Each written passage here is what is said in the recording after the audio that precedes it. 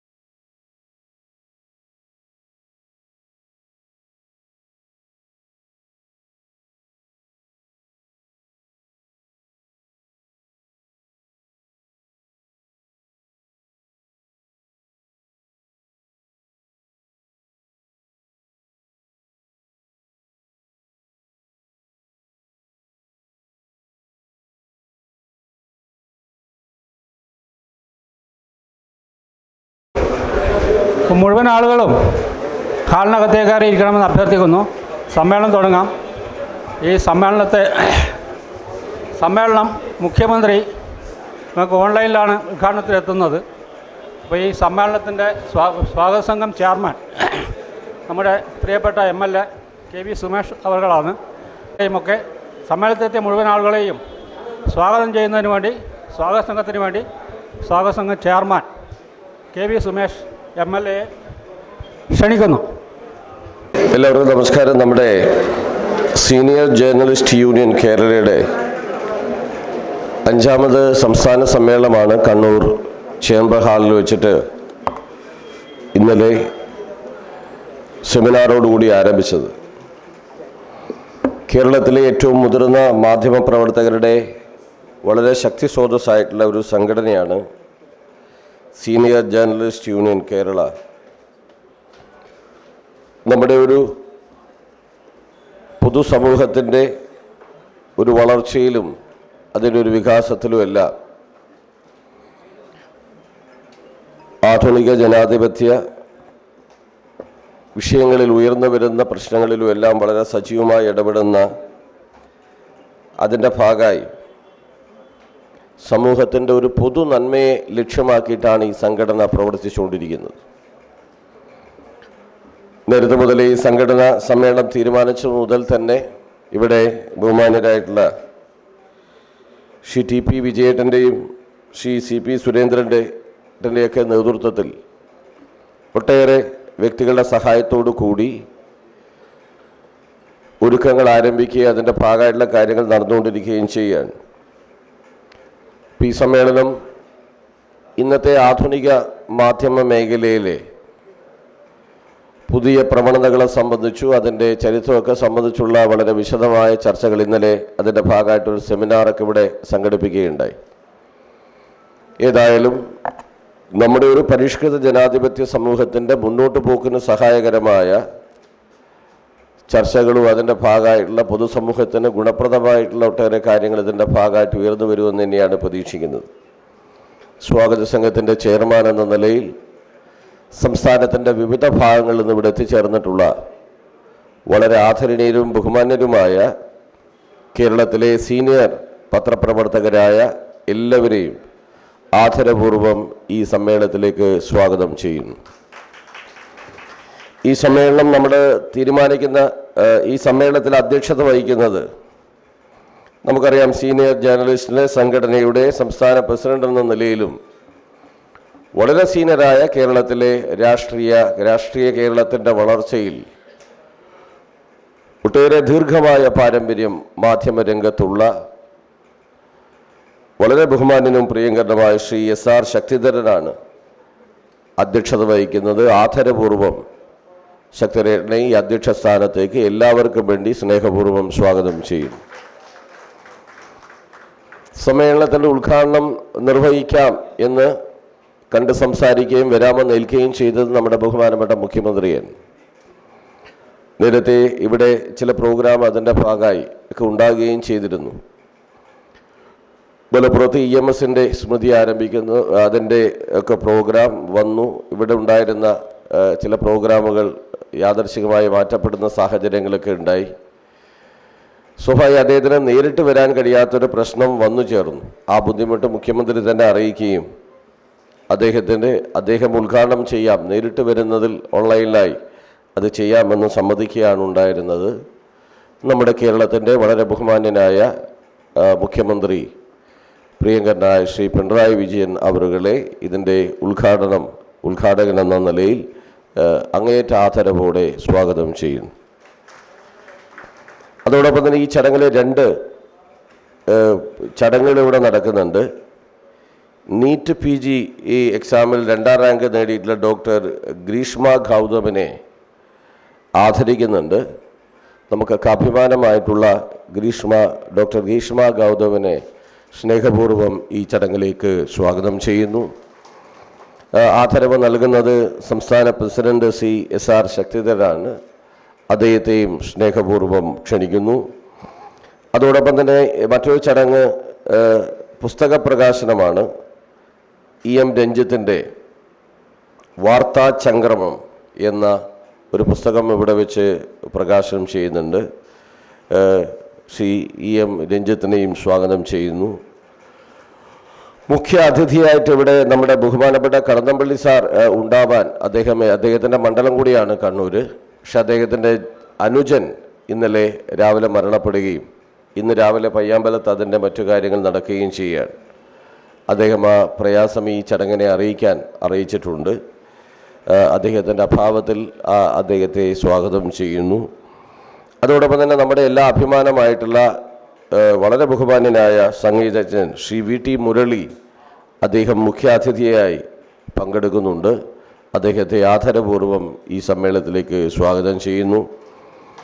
അതോടൊപ്പം തന്നെ നമ്മുടെ കണ്ണൂർ കോർപ്പറേഷൻ്റെ മേയർ വളരെ ബഹുമാന്യനായ ശ്രീ മുസ്ലിം മഠത്തിൽ അദ്ദേഹം അല്പസമയത്തിന് എത്തിച്ചേരും എന്നാണ് പ്രതീക്ഷിക്കുന്നത്. അദ്ദേഹത്തെ സ്നേഹപൂർവ്വം സ്വാഗതം ചെയ്യുന്നു. കണ്ണൂർ ജില്ലാ പഞ്ചായത്തിൻ്റെ പ്രസിഡന്റ് അഡ്വക്കേറ്റ് KK രത്നകുമാരി അവരോട് വന്നിരുന്നു. ഒരു പ്രോഗ്രാം തൊട്ടടുത്തുണ്ട്, പോയി വരാം എന്ന് പറഞ്ഞ് പോയിരിക്കുകയാണ്. ബഹുമാനപ്പെട്ട മേയർ നമ്മുടെ ചടങ്ങിലേക്ക് വന്നുകൊണ്ടിരിക്കുന്നുണ്ട്. മേയറെ എല്ലാവർക്കും വേണ്ടി ഒരിക്കൽ കൂടി സ്വാഗതം ചെയ്യുകയാണ്. രത്നകുമാരി അല്പസമയത്തിനകം വീണ്ടും എത്തുമെന്നാണ് പ്രതീക്ഷിക്കുന്നത്. അഡ്വക്കേറ്റ് KK രത്നകുമാരി ജില്ലാ പഞ്ചായത്ത് പ്രസിഡന്റിനെയും സ്വാഗതം ചെയ്യുന്നു. നമ്മുടെ രാഷ്ട്രീയ പാർട്ടിയുടെ ജില്ലയിലെ പ്രമുഖ നേതാക്കന്മാരെയെല്ലാം ഈ സമ്മേളനത്തിലേക്ക് ക്ഷണിച്ചിരുന്നു. ശ്രീ KK രാഗേഷ് CPM ജില്ലാ secretary, advocate Martin George DCC president, advocate Abdul Kareem Cheleri Indian Union Muslim ലീഗിൻ്റെ ജില്ലാ പ്രസിഡന്റ്, അഡ്വക്കേറ്റ് P അജയ്കുമാർ CPIയുടെ ജില്ലാ നേതാവ് ഇവിടെ എത്തിച്ചേരുമെന്നാണ് ഇവരെല്ലാം പ്രതീക്ഷിക്കുന്നത്. അവരെല്ലാം അവരുടെ അഭാവത്തിലും സ്വാഗതം ചെയ്യുന്നു. ഇവിടെ എത്തിച്ചേർന്നിരിക്കുന്ന സംസ്ഥാന ജനതാദൾ എസിൻ്റെ സംസ്ഥാന സെക്രട്ടറി ബഹുമാന്യനായ ശ്രീ PP ദിവാകരേട്ടനെ ഈ സമ്മേളനത്തിലേക്ക് ആദരപൂർവ്വം സ്വാഗതം ചെയ്യുകയാണ്. നമ്മുടെ വർക്കിംഗ് പ്രസിഡന്റ്, സംസ്ഥാന കമ്മിറ്റിയുടെ വർക്കിംഗ് പ്രസിഡൻ്റായിട്ടുള്ള ശ്രീ K ജനാർദ്ദനൻ നായരെ ഈ സ്വാഗതം ചെയ്യുന്നു. അതോടൊപ്പം തന്നെ NCPയുടെ ജനറൽ സെക്രട്ടറി ബഹുമാന ശ്രീ MP മുരളിയേട്ടനെ ഈ ചടങ്ങിലേക്ക് സ്വാഗതം ചെയ്യുന്നു. ഈ സമ്മേളനം എന്നത് വളരെ സംസ്ഥാനത്തിൻ്റെ പല ഭാഗത്ത് എത്തിയിട്ടുള്ളവരാണ്. ഞാൻ ആദ്യം പറഞ്ഞ പോലെ വളരെ ആധുനികരും ബഹുമാനരുമായ തങ്ങളുടെ ജീവിതത്തിൻ്റെ ഒരു പ്രധാനപ്പെട്ട കാലം ഈ കേരളത്തിൻ്റെ മാധ്യമ മേഖലയിൽ എന്ന് പറഞ്ഞാൽ കേരളത്തിൻ്റെ പൊതുസമൂഹവുമായി ബന്ധപ്പെട്ട് സമൂഹത്തിൻ്റെ ഒരു വളർച്ചയ്ക്ക് ജനാധിപത്യം അതിൻ്റെയൊക്കെയുള്ള ഒരു കാവൽ ഭടന്മാരായി നിന്നിട്ടുള്ള ആദരണീയരായിട്ടുള്ള പത്രപ്രവർത്തകരാണ്. എല്ലാവരെയും ഒരിക്കൽ കൂടി ഈ സമ്മേളനത്തിൻ്റെ സംഘാടക സമിതിക്ക് വേണ്ടി സ്നേഹപൂർവ്വം സ്വാഗതം ചെയ്യുന്നു. കരീംക്ക നമ്മുടെ കരീംക്കനെ വിട്ടു അല്ലേ, നാരായണേട്ടനും കരീംക്കയും ഈ സമ്മേളനത്തിൻ്റെ വളരെ എല്ലാ സഹായങ്ങൾക്കും ഉണ്ടായവരാണ്. നാരായണേട്ടൻ അദ്ദേഹം നമ്മുടെ ജില്ലയിൽ ഒരു വലിയ നിലയിൽ ഒട്ടേറെ കാര്യങ്ങൾ സാമൂഹ്യ സേവന മേഖലയിലൊക്കെ നിൽക്കുന്ന ഒരാളാണ്. പി നാരായണേട്ടനെ സ്നേഹപൂർവ്വം സ്കൈ പാലസ് ഒട്ടേറെ സംരംഭങ്ങളും അദ്ദേഹം നടത്തുകയും ചെയ്യുന്നുണ്ട്. അദ്ദേഹത്തെ ആദരപൂർവ്വം സ്വാഗതം ചെയ്യുന്നു. അതോടെ കരീംഖ നമ്മുടെ ജില്ലയിലെ വളരെ ഒട്ടേറെ ഇത്തരം കാര്യങ്ങൾക്കൊക്കെ നന്നായിട്ട് സഹായിക്കുകയൊക്കെ ചെയ്യുന്ന ഫർണിച്ചർ മേഖലയിലൊക്കെ ശക്തമായി ഇടപെട്ടുകൊണ്ടിരിക്കുന്ന കരീംഖ ഒരു വലിയ മികച്ച സംരംഭകനാണ്. കരീംഖയും ഇതിലേക്ക് സ്നേഹപൂർവ്വം സ്വാഗതം ചെയ്യുന്നു. ഇതിനെ ചടങ്ങിന് നന്ദി പറയുന്നത് നമ്മുടെ ശ്രീ പി സുരേന്ദ്രേട്ടനാണ്. സുരേന്ദ്രേട്ടൻ ഈ സംഘാടക സമിതിയുടെ ഭാഗമാണ്. ഔപചാരികയുടെ പേരിൽ അദ്ദേഹത്തെയും സ്വാഗതം ചെയ്തുകൊണ്ട് മറ്റു കൂടുതൽ കാര്യങ്ങളിലേക്കൊന്നും പോവാതെ എന്തെങ്കിലും പരിമിതികളോ ബുദ്ധിമുട്ടുകളോ ഉണ്ടെങ്കിൽ നിങ്ങളെല്ലാം ക്ഷമിക്കണം എന്നുകൂടി സ്നേഹപൂർവ്വം അറിയിച്ചുകൊണ്ട് ഈ ചടങ്ങിന് അധ്യക്ഷസ്ഥാനം വഹിക്കുന്നതിന് വേണ്ടി വളരെ ആദരണീയനായ വളരെ ബഹുമാന്യനായ ശ്രീ SR ശക്തിധരൻ സാറോട് സ്നേഹപൂർവ്വം അഭ്യർത്ഥിക്കുന്നു. ബഹുമാന്യരായ എൻ്റെ സഹപ്രവർത്തകരെ, ഈ സമ്മേളനം ഉദ്ഘാടനം ചെയ്യേണ്ടത് മുഖ്യമന്ത്രിയാണെന്നുള്ള വിവരം നിങ്ങൾക്കെല്ലാവർക്കും അറിയാം എന്ന് ഞാൻ വിശ്വസിക്കുന്നു. അദ്ദേഹത്തിന് തികച്ചും യാദൃച്ഛികമായ കാരണത്താലാണ് ഇന്നിവിടെ എത്തിച്ചേരാൻ കഴിയാത്തത്. അതിൻ്റെ ഒരു സൂചന സ്വാഗത പ്രസംഗത്തിൽ സുഹേഷ് ഇവിടെ സൂചിപ്പിക്കുകയുണ്ടായി. ഇത് ഏൽക്കുന്ന സമയത്ത് പൂർണ്ണ മനസ്സോടുകൂടി തന്നെയാണ് മുഖ്യമന്ത്രി ഈ സമ്മേളനം ഉദ്ഘാടനം ചെയ്യാമെന്ന് ഏറ്റത്. ഈ സംഘടനയുടെ ആദ്യ സമ്മേളനം തിരുവനന്തപുരത്ത് ഉദ്ഘാടനം ചെയ്തതും മുഖ്യമന്ത്രിയായിരുന്നു. ഇത് 5ാമത്തെ സമ്മേളനമാണ്. ആ സമ്മേളനത്തിൽ പങ്കെടുക്കണമെന്ന് ഞങ്ങൾ ആവശ്യപ്പെട്ടപ്പോൾ അദ്ദേഹം സസന്തോഷം സ്വീകരിക്കുകയും പക്ഷേ അതിന് വേണ്ടിയിട്ടുള്ള ഒരു ഡേറ്റ് കണ്ടെത്തുന്നതിന് വേണ്ടിയിട്ട് കാരണം പഴയതുപോലെ എല്ലാ പ്രദേശങ്ങളിലും പറന്ന് നടന്ന് പരിപാടികളിൽ സഹകരിക്കാനും പങ്കെടുക്കാനും ഒക്കെയുള്ള പല ബുദ്ധിമുട്ടുകളുള്ളതുകൊണ്ട് വളരെ സെലക്റ്റീവായിട്ടുള്ള യോഗങ്ങളിൽ പങ്കെടുക്കുന്ന ഒരു സമ്പ്രദായം നിലനിന്നതുകൊണ്ടും ആണത് കുറച്ച് നീണ്ടുപോയത്. അവസാനം ഞാൻ ഈ കണ്ണൂർ ജില്ലയിലെ CPMൻ്റെ വളരെ പ്രധാനപ്പെട്ട ഒരു ചടങ്ങിൻ്റെ കൂടി ഉദ്ഘാടനം ഉണ്ടായിരുന്നു. അങ്ങനെ 2 പരിപാടിയാണ് ഏറ്റത്. ചില കാരണങ്ങളാൽ കണ്ണൂർ ജില്ലയിലെ പാർട്ടിയുടെ പരിപാടി അവർക്ക് പോസ്റ്റ്പോൺ ചെയ്യേണ്ടി വന്നു. പോസ്റ്റ്പോൺ ചെയ്തിരുന്നെങ്കിൽ നമുക്കും വേണമെങ്കിൽ ഇനിയും കാത്തു നിൽക്കാമായിരുന്നു. പക്ഷെ നമ്മൾ പല പ്രാവശ്യം ഈ സമ്മേളനം നടത്തുന്നത് സംബന്ധിച്ചുള്ള തീരുമാനങ്ങളെടുക്കുകയും അതിങ്ങനെയുള്ള അസൗകര്യം മൂലം നീണ്ടു പോവുകയും ചെയ്തതുകൊണ്ട് ഇനി ഇത് രണ്ടും കൽപ്പിച്ച് നടത്തുക എന്നുള്ളൊരു തീരുമാനത്തിൻ്റെ അടിസ്ഥാനത്തിലാണ് മുഖ്യമന്ത്രി ഇങ്ങനെ വരുന്നില്ല എന്നറിയിച്ചപ്പോൾ ഞങ്ങൾ വീണ്ടും ഒരു റിക്വസ്റ്റ് നടത്തി. ഓൺലൈനിൽ വന്നെങ്കിലും ഞങ്ങളുമായി സഹകരിക്കാൻ അങ്ങ് തയ്യാറാവണം എന്നഭ്യർത്ഥിച്ചപ്പോൾ അത് വളരെ സന്തോഷം നിറഞ്ഞ മനസ്സോടുകൂടി അംഗീകരിച്ച് ഈ പരിപാടിയിൽ ഓൺലൈനിലായി പങ്കെടുക്കാം എന്നാണ് പറഞ്ഞിട്ടുള്ളത്. ആ പ്രസംഗം കേൾക്കുക എന്നുള്ളതാണ് നമ്മളെ സംബന്ധിച്ചിടത്തോളം ഇവിടെ ഇപ്പോൾ വളരെ കരണീയമായിട്ടുള്ള കാര്യം. അതുകൊണ്ടൊരു ഉദ്ഘാടന പ്രസംഗത്തിലേക്ക് ഞാൻ പോകുന്നില്ല. കാരണം എനിക്ക് ഈ സമ്മേളനം കഴിയുന്നതുവരെ ഈ സമ്മേളനത്തിൽ പല കാര്യങ്ങളെ സംബന്ധിച്ചും വരുന്ന കാര്യങ്ങൾക്ക് മറുപടി പറയാനും അതുപോലെ തന്നെ അതിന് വിശദീകരണവും വിശകലനവും നൽകാനും ഒക്കെ സാധ്യതകളുള്ളതുകൊണ്ട് ഞാൻ അത് നീട്ടിക്കൊണ്ടു പോകുന്നില്ല.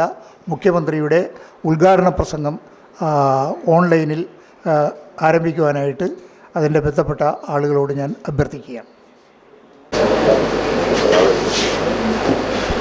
സഹോദരന്മാരെ, സീനിയർ ജേർണലിസ്റ്റ് യൂണിയൻ്റെ 5ാമത് സംസ്ഥാന സമ്മേളനത്തോടനുബന്ധിച്ചുള്ള പ്രതിനിധി സമ്മേളനമാണ് ഇവിടെ നടക്കുന്നത്. പരിപാടിയിൽ നേരിട്ട് പങ്കെടുക്കണമെന്നാണ് ആഗ്രഹിച്ചിരുന്നത്. പക്ഷേ അവിചാരിതമായ ചില കാരണങ്ങളാൽ അതിന് സാധിക്കാതെ വന്നതുകൊണ്ടാണ് ഈ രീതിയിൽ നിങ്ങളോട് സംസാരിക്കേണ്ടി വന്നിട്ടുള്ളത്. രാജ്യത്തെ മറ്റേത് സംസ്ഥാനത്തേക്കാളും ശക്തമായ മാധ്യമ സാന്നിധ്യമുള്ള സംസ്ഥാനമാണ് കേരളം. ഈ വളർച്ചയ്ക്ക് അടിത്തറ പാകിയവരാണ് ഇന്ന് സീനിയർ ജേർണലിസ്റ്റ് യൂണിയൻ്റെ സംസ്ഥാന സമ്മേളനത്തിൽ പങ്കെടുക്കാനെത്തിയ നിങ്ങൾ ഓരോരുത്തരും. ആ അർത്ഥത്തിൽ കേരളീയ സമൂഹം നിങ്ങളോട് കടപ്പെട്ടിരിക്കുന്നു.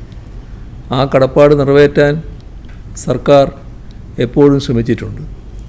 2016 LDF സർക്കാർ ചുമതലയേറ്റ ഉടനെ തന്നെ അതുവരെ കുടിശ്ശിക വന്നിരുന്ന പെൻഷൻ എല്ലാ മാസവും വിതരണം ചെയ്യാനുള്ള നടപടികൾ സ്വീകരിച്ചു. മാത്രമല്ല 2 തവണകളിലായി 3000 രൂപ വീതം വർദ്ധിപ്പിക്കുകയും ചെയ്തു. കെട്ടിക്കിടന്ന പെൻഷൻ അപേക്ഷകളിൽ തീർപ്പ് കൽപ്പിക്കാൻ സാധിച്ചു. പത്രപ്രവർത്തക പെൻഷൻ കൈകാര്യം ചെയ്യുന്നതിന് വേണ്ടി മാത്രം പ്രത്യേക സംവിധാനം PRDയിൽ ഒരുക്കുകയും ചെയ്തു.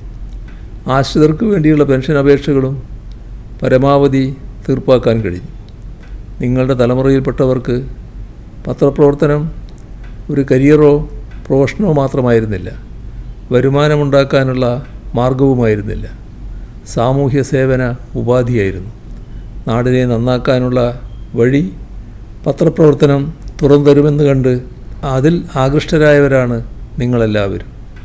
കൂടുതൽ ശമ്പളവും സൗകര്യങ്ങളും ലഭിക്കുമായിരുന്നിട്ട് കൂടി പത്രപ്രവർത്തനത്തിൻ്റെ പ്രഭാവലിയത്തിൽ നിൽക്കാൻ ആഗ്രഹിച്ച് അത്തരം സാധ്യതകൾ ഉപേക്ഷിച്ച് കടന്നു വന്നവർ.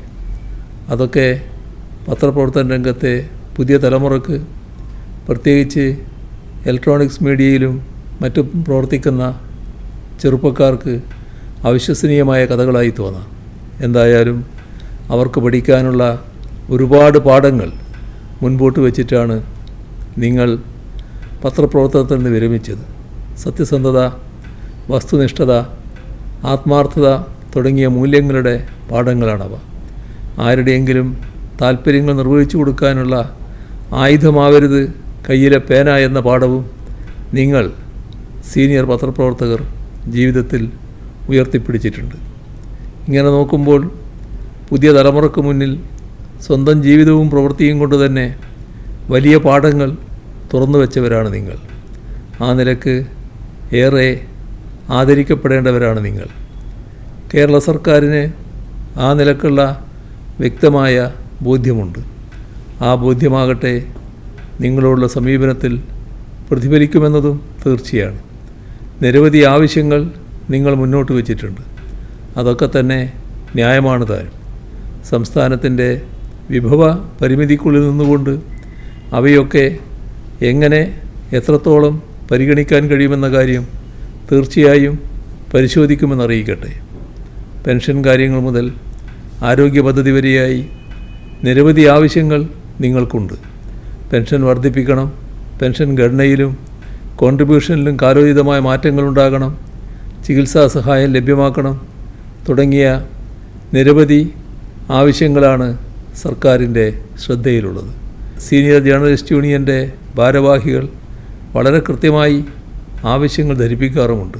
നിങ്ങളുടെ ആവശ്യങ്ങൾ അനുഭാവപൂർവ്വം പരിശോധിക്കുന്നതാണെന്ന് അറിയിച്ചുകൊണ്ട് നിറഞ്ഞ സന്തോഷത്തോടെ ഈ സമ്മേളനത്തിൻ്റെ ഔപചാരികമായ ഉദ്ഘാടനം നിർവഹിച്ചതായി അറിയിച്ചുകൊണ്ട് അവസാനിപ്പിക്കുന്നു.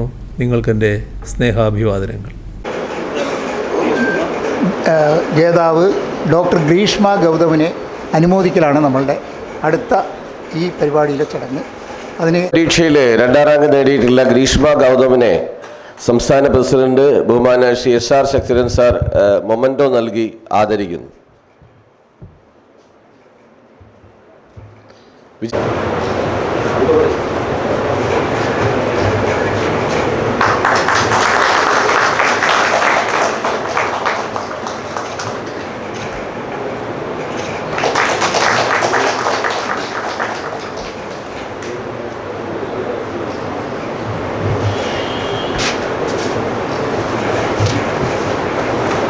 വരുന്ന വഴി ഞാനും ഇവിടുത്തെ സൗഹൃദ സംഘത്തിൻ്റെ പ്രമുഖ പ്രവർത്തകനായ വിജയനും അദ്ദേഹത്തിൻ്റെ വീട്ടിൽ പോയി ഞങ്ങൾ കാണുകയും കാര്യങ്ങളെല്ലാം പറയുകയും ചെയ്തു. അപ്പോൾ അദ്ദേഹം വിവരം അറിയിച്ചിട്ടുണ്ടായിരുന്നു, അതിവിടെ നിങ്ങളുടെ ശ്രദ്ധയിൽപ്പെടുത്തുകയും ചെയ്തിട്ടുണ്ട്. അതാണ് അദ്ദേഹത്തിന് ഇതിൽ, അല്ലെങ്കിൽ ഇന്ന് ഈ സ്റ്റേജിൽ നിറഞ്ഞു നിൽക്കേണ്ട ഒരു വ്യക്തിത്വമായിരുന്നു രാമേന്ദ്രൻ കടന്നപ്പള്ളി എന്ന് നിങ്ങൾക്ക് എല്ലാവർക്കും അറിയാം. എല്ലാവർക്കും നമസ്കാരം. ഏറെ ബഹുമാന്യായ അധ്യക്ഷൻ സാർ ശശിധരൻ, വേദിയിലുള്ളേറെ ബഹുമാനായ MLA KV സുമേഷ്, ഈ ചടങ്ങ് ഓൺലൈനായി ഉദ്ഘാടനം ചെയ്ത കേരളത്തിൻ്റെ ബഹുമാനായ മുഖ്യമന്ത്രി ശ്രീ പിണറായി വിജയൻ, വേദിയിലുള്ള മറ്റ് വിശിഷ്ട വ്യക്തിത്വങ്ങൾ Shri K Rakesh, Martin George, Abdul Kareem Cheleri, P Ajayakumar, Shri PP Divakaran, senior journalist തുടങ്ങി ഒരുപാട് പേർ, VT മുരളി, അതുപോലെ കരീംക തുടങ്ങി ഒരുപാട് പേർ വേദിയിലുണ്ട്. ഏറെ ബഹുമാനരായ വ്യക്തിത്വങ്ങളെ, പ്രിയപ്പെട്ടവരെ, ഇവിടെ സീനിയർ ജേർണലിസ്റ്റുകൾ എന്ന് പറയുമ്പോൾ പഴയ കാലത്തെ പത്രപ്രവർത്തനവും പുതിയ കാലത്തെ പത്രപ്രവർത്തനവും തമ്മിലുള്ള അന്തരമാണ്. കാരണം ഒരു മൊബൈൽ ഫോണും പോലും ഇല്ലാത്തൊരു കാലഘട്ടത്തിൽ പത്രപ്രവർത്തനം നടത്തിയവരാണ്. പിന്നീട് മൊബൈൽ ഫോണിൻ്റെ ഉപയോഗവും അതുമായി ബന്ധപ്പെട്ട പ്രവർത്തനങ്ങളുമൊക്കെ നടത്തിയ ആളുകളാണ് ഇവിടെ എൻ്റെ മുമ്പിലിരിക്കുന്നത്. പുതിയ തലമുറയെ സംബന്ധിച്ചിടത്തോളം ഇന്ന് വാർത്തകൾ അത് എളുപ്പത്തിൽ ലഭിക്കാൻ ആവശ്യമായ എല്ലാ സോഷ്യൽ മീഡിയ സംവിധാനങ്ങളും ഇന്ന് ലഭ്യമായിട്ടുണ്ട്. എന്നാൽ അത്തരം സംവിധാനങ്ങളൊന്നും ഇല്ലാത്ത കാലഘട്ടങ്ങളിൽ വാർത്തകൾ വളരെ സത്യസന്ധമായി അത് ജനങ്ങളിലേക്ക് എത്തിക്കാൻ വേണ്ടി എടുത്ത ത്യാഗങ്ങൾ ശരിക്കും അങ്ങനെ തന്നെ പറയേണ്ടി വരും.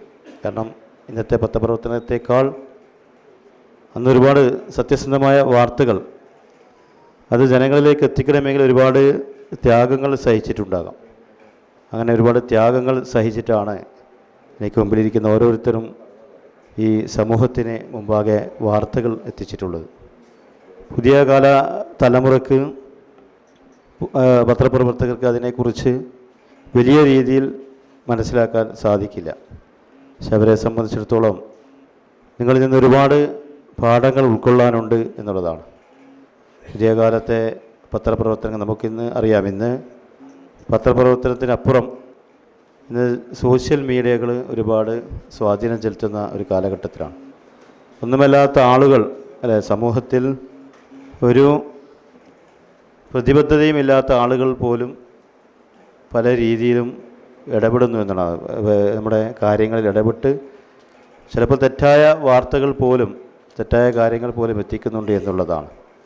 നമുക്കൊക്കെ അറിയാം. നമ്മൾ തൊപ്പി എന്ന് നമ്മളൊരു ആളെ നമ്മൾ കേട്ടിട്ടില്ലേ, തൊപ്പി എന്ന അദ്ദേഹം മലപ്പുറത്തൊരു പരിപാടിക്ക് ഉദ്ഘാടനത്തിനായി വന്നപ്പോൾ അവിടെ ആയിരക്കണക്കിന് ആളുകളാണ് വന്നു ചേർന്നിട്ടുള്ളത്. പക്ഷേ അദ്ദേഹം എന്താണ് ഈ സമൂഹത്തിന് ഇൻഫ്ലുവൻസ് ചെയ്തതെന്ന് നമുക്കറിയില്ല. അങ്ങനെ ഓരോ കാര്യത്തിലും ഓരോരുത്തരെയും എടുക്കുമ്പോൾ നമുക്കങ്ങനെയാണ് കാണാൻ സാധിക്കും. നമ്മുടെ സംസ്കാരത്തിന് അതിന് നമുക്ക് അനുകരിക്കാൻ പറ്റാത്ത രീതി, അനുവദിക്കാൻ പറ്റാത്ത രീതിയിൽ ഇടപെടുന്ന പലരും ആ രീതിയിൽ തെറ്റായ വാർത്തകളും തെറ്റായ ചിന്തകളും സമൂഹത്തിലെത്തിക്കുമ്പോൾ അതിനെ മറികടക്കാൻ പുതിയ കാലത്ത് പത്രപ്രവർത്തകർക്ക് യഥാർത്ഥത്തിൽ നമുക്ക് പറയാവുന്ന പ്രിൻ്റ് മീഡിയകൾക്കും ദൃശ്യമാധ്യമങ്ങൾക്കും ഏറെ പ്രാധാന്യമുണ്ട് എന്നുള്ളതാണ്.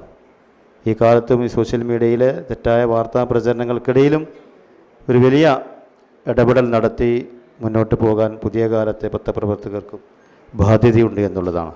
പഴയ കാലത്തെ പത്രപ്രവർത്തകരെ സംബന്ധിച്ചിടത്തോളം അവരനുഭവിച്ച ത്യാഗങ്ങളും പ്രയാസങ്ങളും ഒന്നും ഇല്ലെങ്കിലും പക്ഷേ സത്യസന്ധമായ വാർത്തകൾ എത്തിക്കാൻ അതിനൊരു സാമൂഹിക പ്രതിബദ്ധത അനിവാര്യമായ കാലഘട്ടത്തിലാണ് നാമൊക്കെ ജീവിക്കുന്നത്. അപ്പോൾ രണ്ടും മനസ്സിലാക്കി മുന്നോട്ട് പോകാൻ ഇന്നത്തെ കാലത്തുള്ള പത്രപ്രവർത്തകരാകണം. അതായിരിക്കണം സീനിയർ ജേർണലിസ്റ്റിൻ്റെ ഈ പ്രതിനിധി സമ്മേളനം നടക്കുമ്പോൾ ആ ഒരു സന്ദേശമായിരിക്കണം പുതിയ കാല തലമുറയ്ക്ക് കൈമാറ്റം ചെയ്യപ്പെടേണ്ടതെന്നാണ് സൂചിപ്പിക്കാനുള്ളത്.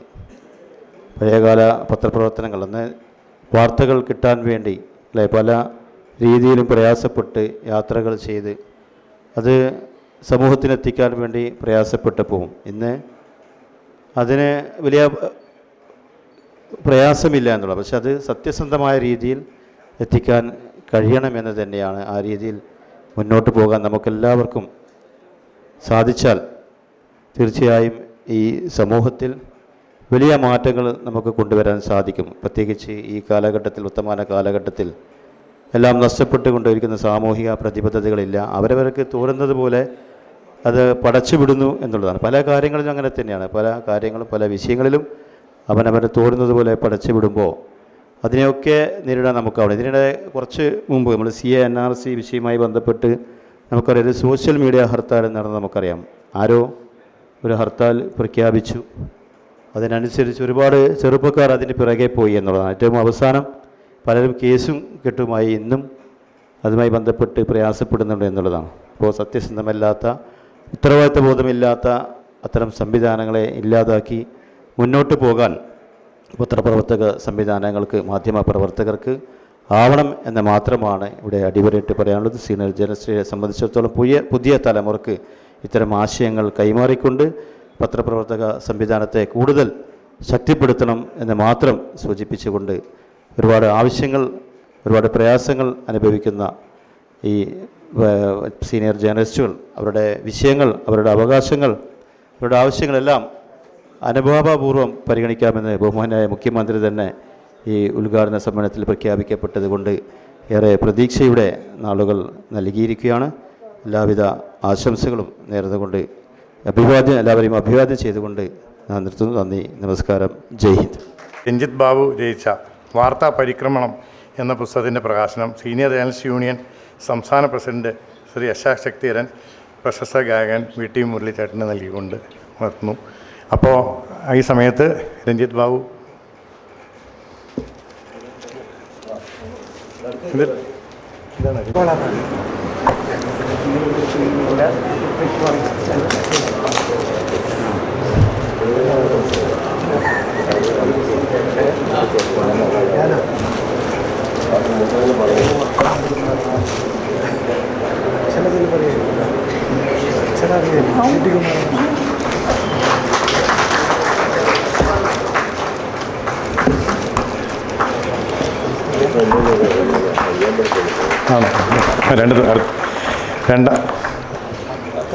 രണ്ടാമത്തെ പുസ്തകം യൂണിയൻ്റെ സംസ്ഥാന രക്ഷാധികാരിയായിട്ടുള്ള ശ്രീ PA അലക്സാണ്ടർ. അദ്ദേഹം ഒരു അപകടത്തെ തുടർന്ന് വിശ്രമത്തിലാണ്. അദ്ദേഹം എഴുതിയ വാർത്തയുടെ ഹൃദയരാഗങ്ങൾ എന്ന ആത്മകഥാപരമായിട്ടുള്ള പത്രപ്രവർത്തന രംഗത്തെ അനുഭവങ്ങൾ കോർത്തിണക്കൊണ്ടുള്ള പുസ്തകമാണ്. അത് പ്രകാശനം ചെയ്യുന്നത് നമ്മുടെ ബഹുമാനപ്പെട്ട വർക്കിംഗ് പ്രസിഡൻറ്റ് ശ്രീ ജനാർദ്ദൻ നായർ, നമ്മുടെ സമ്മേളനത്തിൻ്റെ സ്വാഗതസംഘം ചെയർമാനായിട്ടുള്ള ശ്രീ സുമേഷ് MLAക്ക് നൽകിക്കൊണ്ടാണ്. അദ്ദേഹത്തിൻ്റെ അഭാവത്തിലാണ് ചടങ്ങ് നടക്കുന്നത്.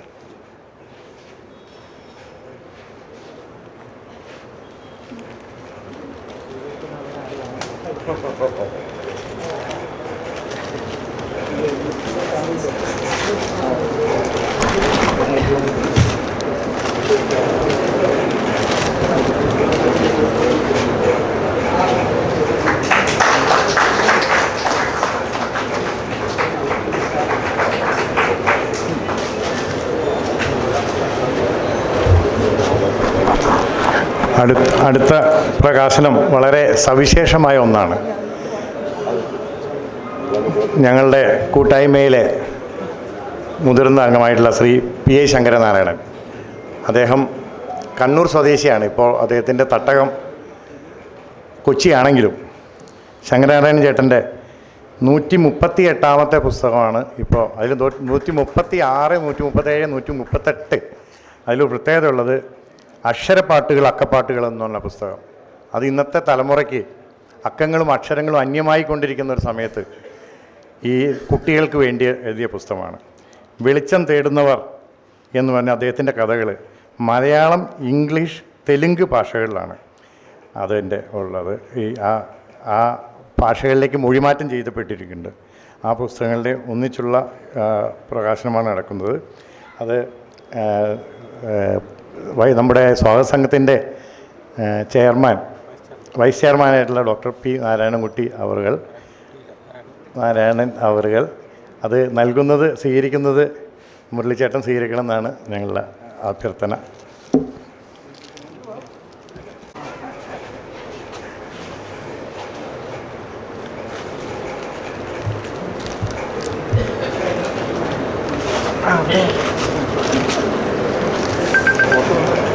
അതും അതിൻ്റെ കൂടെ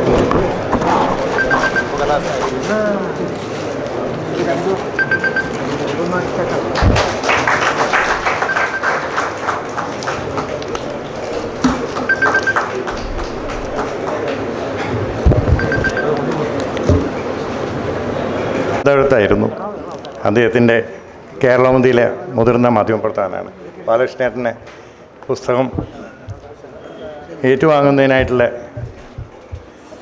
നമ്മുടെ സംഘടനയുടെ സംസ്ഥാന പ്രസിഡന്റ് SR ശക്തിധരൻ ചേട്ടനെ ക്ഷണിക്കുന്നു. സപ്തവർണ്ണങ്ങൾ ബാലസാഹിത്യം കവിതകളാണ്. ശക്തി ചേട്ടൻ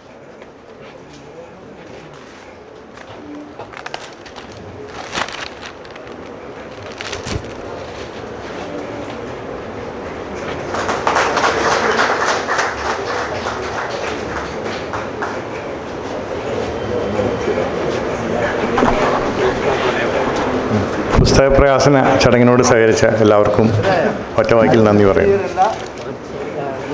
പ്രവർത്തനം കാഴ്ചവെക്കുന്ന സുരേഷ് ബാബു അളയാവൂരിന് സമ്മേളനത്തിലേക്ക് സഹർഷം സ്വാഗതം. നിങ്ങളെ അഭിമുഖീകരിച്ച് സംസാരിക്കും. അദ്ദേഹം നിങ്ങൾക്ക് വേണ്ടി നല്ല ഒരു ഗാനം കൂടി അവതരിപ്പിക്കും എന്ന് സൂചിപ്പിക്കുകയാണ്. സ്നേഹപൂർവ്വം VT മുരളിയെ ക്ഷണിക്കുന്നു. യോഗത്തിൻ്റെ അധ്യക്ഷൻ ശ്രീ ശക്തിധരൻ സാർ, വേദിയിലിരിക്കുന്ന മറ്റ് വിശിഷ്ട വ്യക്തികളെ, പ്രിയപ്പെട്ട സദസ്യരെ, ഞാൻ യാദൃശ്ചികമായി ഇവിടെ എത്തിപ്പെട്ടതാണ്. ഇവിടെ ബാലകൃഷ്ണൻ കൊയ്യാൽ സാർ ഇന്നലെ രാത്രിയാണ് വിളിച്ചിട്ട് പറയുന്നത് ഇന്നിങ്ങനെ കടന്നപ്പള്ളിയുടെ ഒരു അഭാവം ഇവിടെ ഉണ്ടാവുന്നതുകൊണ്ട് എന്തായാലും വരണം എന്നൊക്കെ നിർബന്ധം ബാലകൃഷ്ണൻ സാറിന് നിഷേധിക്കാൻ പറ്റാത്തതുകൊണ്ടാണ് ഞാൻ യഥാർത്ഥം ഇവിടെ എത്തിയത്. പിന്നെ ആലോചിച്ച് നോക്കുമ്പോൾ ഒരു ചെറിയ സാമ്യം ഞങ്ങൾ തമ്മിലുണ്ട്. രാമേന്ദ്രൻ കടന്നപ്പള്ളിയും ഒരു പാട്ടുകാരനാണ്, ഞാനും ഒരു പാട്ടുകാരനാണ്. അതുകൊണ്ട് ആ ഒരു പ്രശ്നം പരിഹരിച്ച് കിട്ടും എന്ന് വിചാരിച്ചിരിക്കാം ചിലപ്പം ബാലകൃഷ്ണ സാറെന്ന് ഞാൻ വിചാരിച്ചു. പത്രപ്രവർത്തനത്തിൽ തന്നെ വളരെ സീനിയറായിട്ടുള്ള ആളുകളാണ് ഇവിടെ ഇരിക്കുന്നത്.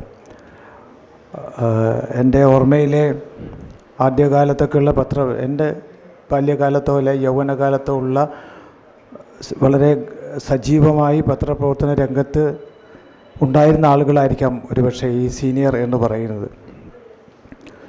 അതുകൊണ്ട് അന്നത്തെ കാലഘട്ടത്തിലെ ഈ ചരിത്രവുമായി ബന്ധപ്പെട്ട നമ്മളെ കേരള രാഷ്ട്രീയത്തിലെ ആയാലും ഇന്ത്യയുടെ രാഷ്ട്രീയത്തിലേതായാലും മറ്റ് വിഷയങ്ങളിലായാലും ഒക്കെയുള്ള വളരെ പ്രധാനപ്പെട്ട വിഷയങ്ങളുടെയൊക്കെ വല്ല ചരിത്ര സംഭവങ്ങളുടെയൊക്കെ റിപ്പോർട്ട് ചെയ്ത പലരും ഈ കൂട്ടത്തിലുണ്ടാകുമെന്ന് ഞാൻ വിചാരിക്കുന്നു. അതുപോലെ തന്നെ ഈ നമ്മൾ ചരിത്രം സൃഷ്ടിക്കുക എന്നൊക്കെ പറയുന്നത് നമ്മൾ ഒരു ആലങ്കാരികമായൊരു ഭാഷയിൽ പറയുന്നതാണെങ്കിലും ചരിത്രം സൃഷ്ടിച്ച പലരും ഈ കൂട്ടത്തിൽ കാണും. അത് ചെറിയ പ്രാദേശിക പത്രം മുതൽ വലിയ പത്രങ്ങളിൽ വരെ അത്തരം എഴുത്തുകാരുണ്ടായിരുന്നു എനിക്ക് അറിയാം. നമ്മൾ മാതൃഭൂമിയോ മനോരമയോ അതുപോലുള്ള പത്രങ്ങൾ മാത്രമല്ല, ചില പ്രാദേശിക പത്രങ്ങളിൽ പോലും വലിയ കോളിളക്കം സൃഷ്ടിച്ച വാർത്തകളും സംഭവങ്ങളും ഒക്കെ റിപ്പോർട്ട് ചെയ്യപ്പെട്ടിട്ടുണ്ടെന്ന് നമുക്ക് നേരിട്ടറിയാം. വളരെ പ്രധാനപ്പെട്ട ചില പത്രപ്രവർത്തകന്മാരെ എൻ്റെ ഓർമ്മയിലുണ്ട്. അതൊന്ന് ഞാൻ എപ്പോഴും ഓർക്കുന്ന, എനിക്ക് നേരിട്ട് അത്ര വലിയ പരിചയമൊന്നും ഉണ്ടായിരുന്നില്ലെങ്കിൽ പോലും കാണുകയും പരിചയപ്പെടുകയും ചെയ്ത ഒരാളായിരുന്നു പഴയ മാതൃഭൂമിയുടെ മാധവൻകുട്ടി എന്ന് പറയുന്ന ഡൽഹിയിലുണ്ടായിരുന്ന അദ്ദേഹം. അതുപോലുള്ള ചില ആളുകൾ എൻ്റെ ഓർമ്മയിലുണ്ട്. അന്നൊക്കെ മാതൃഭൂമി എന്ന് പറഞ്ഞാൽ നമുക്ക് എപ്പോഴും ഡൽഹിയിൽ നിന്നുള്ള വാർത്തകളൊക്കെ അദ്ദേഹമാണ് പ്രധാനമായിട്ടും റിപ്പോർട്ട് ചെയ്തുകൊണ്ടിരുന്നത്. പിന്നെ എനിക്ക് ജീവിതവുമായി എൻ്റെ ജീവിതവുമായി അല്ലെങ്കിൽ എൻ്റെ ഒരു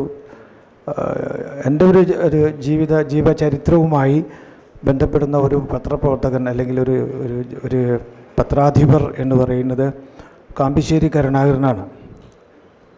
കാരണം എൻ്റെ അച്ഛൻ BT കുമാരൻ എന്ന് പറയും, നിങ്ങൾക്ക് പലർക്കും അറിയുമെന്നില്ല. സാറിനോട് ഞാൻ ചോദിച്ചപ്പോൾ സാറിന് അറിയാമെന്ന് പറഞ്ഞു.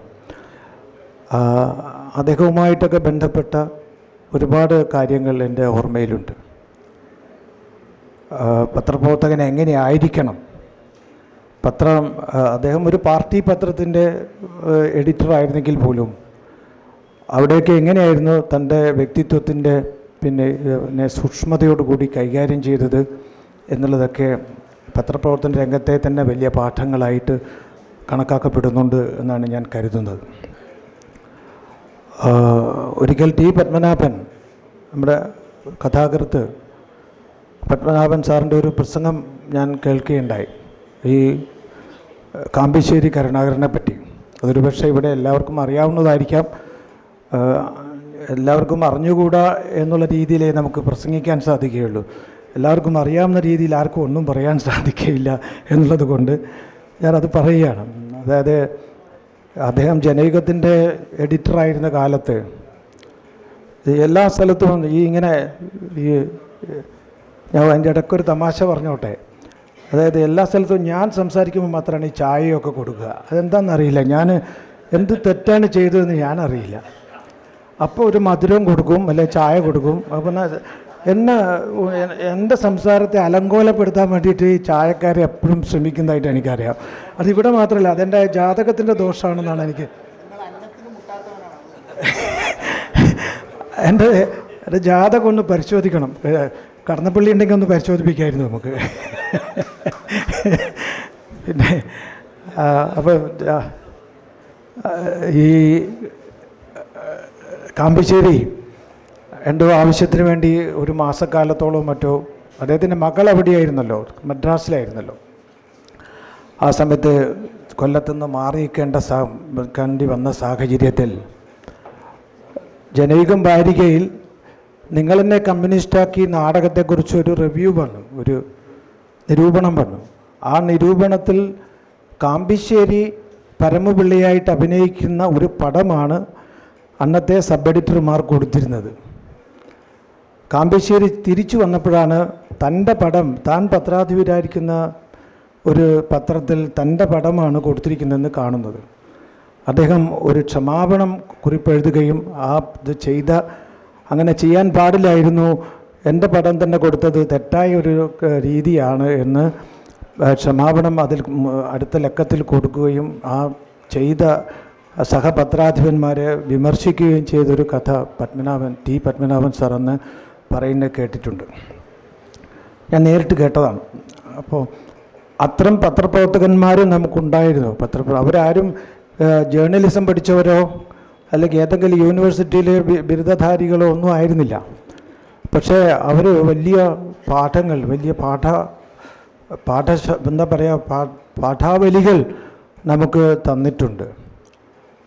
നമ്മൾ പല കാര്യങ്ങളും അങ്ങനെയാണ്. നമ്മൾ ബിരുദം എടുക്കുന്നവരും PhD ചെയ്യുന്നവരും ഒക്കെ പഠിക്കുന്ന, അല്ലെങ്കിൽ അവർ പഠിച്ച് റിസർച്ച് ചെയ്യുന്ന പല കാര്യങ്ങളും അതൊന്നും ഇല്ലാത്തവർ ചെയ്തു വെച്ചിട്ടുള്ളതാണെന്ന് എനിക്ക് എപ്പോഴും തോന്നാറുണ്ട്. ഈ ഫോക്ലോറിലൊക്കെ വലിയ പഠനങ്ങൾ നടത്തിയിട്ടുള്ള ആളുകൾ ഒരു നാടൻ പാട്ട് പോലും കണ്ടെത്തിയതായിട്ട് ഞാൻ കണ്ടിട്ടില്ല. മറിച്ച് കണ്ടെത്തിയിട്ടുള്ള പാട്ടുകളെക്കുറിച്ച് പഠിച്ചിട്ടാണ് അവർ പലരും വലിയ PhDയും അതുപോലെ പ്രബന്ധങ്ങളും അതിന് യൂണിവേഴ്സിറ്റിയിൽ വലിയ സാമ്പത്തികമായ.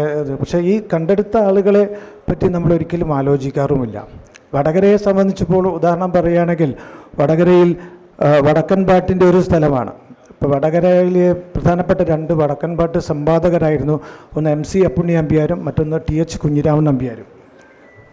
ഈ 2 പേരും MC അപ്പുണ്ണി നമ്പ്യാരുടെ മകൻ ഹരീന്ദ്രനാഥ് പറയാറുണ്ട്, അച്ഛൻ പലപ്പോഴും ഈ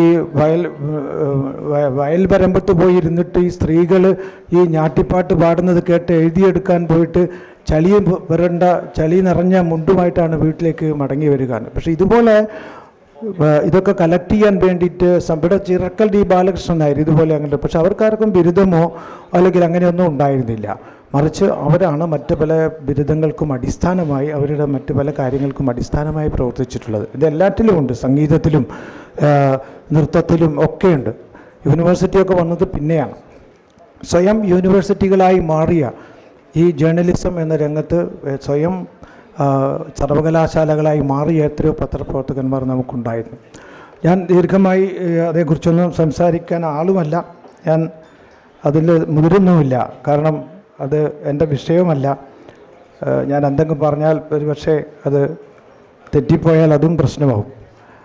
നമുക്ക് വളരെ പ്രധാനപ്പെട്ട ഒരുപാട് പത്രാധിപന്മാർ അവരുടെയൊക്കെ ആ മേഖലയിലുണ്ടായിരുന്ന കഴിവിനെക്കുറിച്ചൊക്കെ എനിക്ക് വായിക്കാനും ഒക്കെ കഴിഞ്ഞിട്ടുണ്ട്. ഇപ്പോൾ MT വാസുദേവൻ നായർ മാതൃഭൂമി ആഴ്ചപതിപ്പിൽ ചെയ്തിട്ടുള്ള കാര്യങ്ങൾ, എങ്ങനെയാണ് ഒരു കഥ കണ്ടെത്തുന്നത്, അല്ലെങ്കിൽ ഓരോ സാഹിത്യകാരന്മാരെ ഉണ്ടാക്കിയെടുക്കുന്നത് എന്നുള്ളതിനെക്കുറിച്ചൊക്കെ ഞാൻ വായിച്ചിട്ടുണ്ട്. പക്ഷേ ഇപ്പോഴത്തെ പുതിയ കാലത്തെ പത്രപ്രവർത്തനത്തിന് അത് നമ്മൾ പത്രപ്രവർത്തകൻ എന്നല്ല പറയേണ്ടത്, മാധ്യമപ്രവർത്തനം എന്നാണ് പറയുന്നത്. കാരണം മാധ്യമപ്രവർത്തനം എന്ന് പറയുമ്പോൾ ഇതിലെല്ലാം വരും. ഇപ്പോഴത്തെ ദൃശ്യമാധ്യമങ്ങളുടെ ഒരു കാര്യം കൂടി അതിനകത്ത് വരുന്നതുകൊണ്ട് ഇപ്പോൾ എല്ലാം കാണുക എന്നുള്ളതാണ് ഇപ്പോഴത്തെ ഒരു, കേൾക്കുക എന്നുള്ളതിനേക്കാൾ വായിക്കുക എന്നുള്ളതിനെ കവിഞ്ഞ് കാണുക എന്നുള്ളതാണ് ഇന്നത്തെ ഒരു കാലഘട്ടത്തിൻ്റെ പ്രത്യേകത. അതുകൊണ്ട് പാട്ട് പോലും ഇപ്പോൾ കാണുകയാണ്, പാട്ട് കേൾക്കുകയല്ല. അപ്പോൾ അത് ചെവിയുടെ കല അത് കണ്ണിൻ്റെ കലയായി മാറുമ്പോഴുള്ള പ്രശ്നങ്ങളൊക്കെ ആ കലയിലൊക്കെ ഉണ്ട്, അത് വേറൊരു കാര്യം. പക്ഷേ ഈ ദൃശ്യമാധ്യമങ്ങൾ വന്നതോടുകൂടി പലപ്പോഴും നമ്മളുടെ സമീപനങ്ങൾ വളരെ വ്യത്യസ്തമായി എന്തെങ്കിലും അതിനനുസരിച്ച് മാത്രം മാറിപ്പോയിട്ടുണ്ടെന്ന് എൻ്റെ അനുഭവങ്ങൾ എന്നെ പഠിപ്പിക്കുന്നുണ്ട്. ഒരു പ്രാവശ്യം ഞാൻ ചാനലിൻ്റെ പേരൊന്നും പറയുന്നില്ല, ഞാനും കാഞ്ഞങ്ങാട് രാമേന്ദ്രൻ മാഷും അതുപോലെ ഈയിടെ അന്തരിച്ച കൈതപ്പുറം വിശ്വനാഥനും ഒരുമിച്ച് ഒരു ചാനലിന് വേണ്ടിയുള്ള സംഗീത പരിപാടിയുടെ പ്രാഥമിക സെലക്ഷനിൽ കണ്ണൂരിൽ തന്നെ ഒരു ഹോട്ടലിൽ ഉണ്ടായിരുന്നു.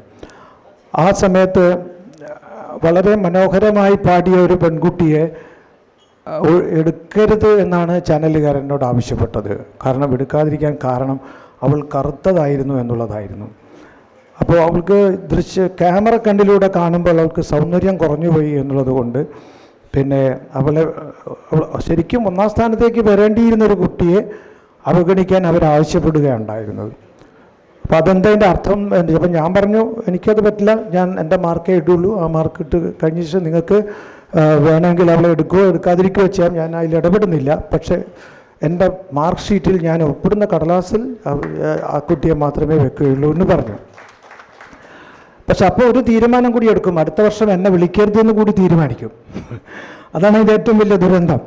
കാരണം അനുഭവസമ്പന്നനായ ഒരാളെ മാറ്റിവെക്കാൻ ഇവർ പറയുന്നതിനനുസരിച്ച് ചെയ്യുന്നില്ല എന്നുള്ളതാണ് പിന്നെ അതിന് എൻ്റെ അയോഗ്യതയായി മാറുന്നത് എന്നുള്ളൊരു വിഷയവും അവിടെയുണ്ട്. അപ്പോൾ ഇതൊക്കെ ദൃശ്യമാധ്യമങ്ങൾ വന്ന ശേഷം ഉണ്ടായിട്ടുള്ള നമ്മുടെ ഒരു വലിയ പ്രശ്നമാണ്. ദൃശ്യമാധ്യമത്തിലെ ക്യാമറാമാനൊക്കെ ഇവിടെ ഇരിക്കുന്നുണ്ട്, രമേശനൊക്കെ ഇവിടെ ഉണ്ട്, പോയോന്നറിയില്ല.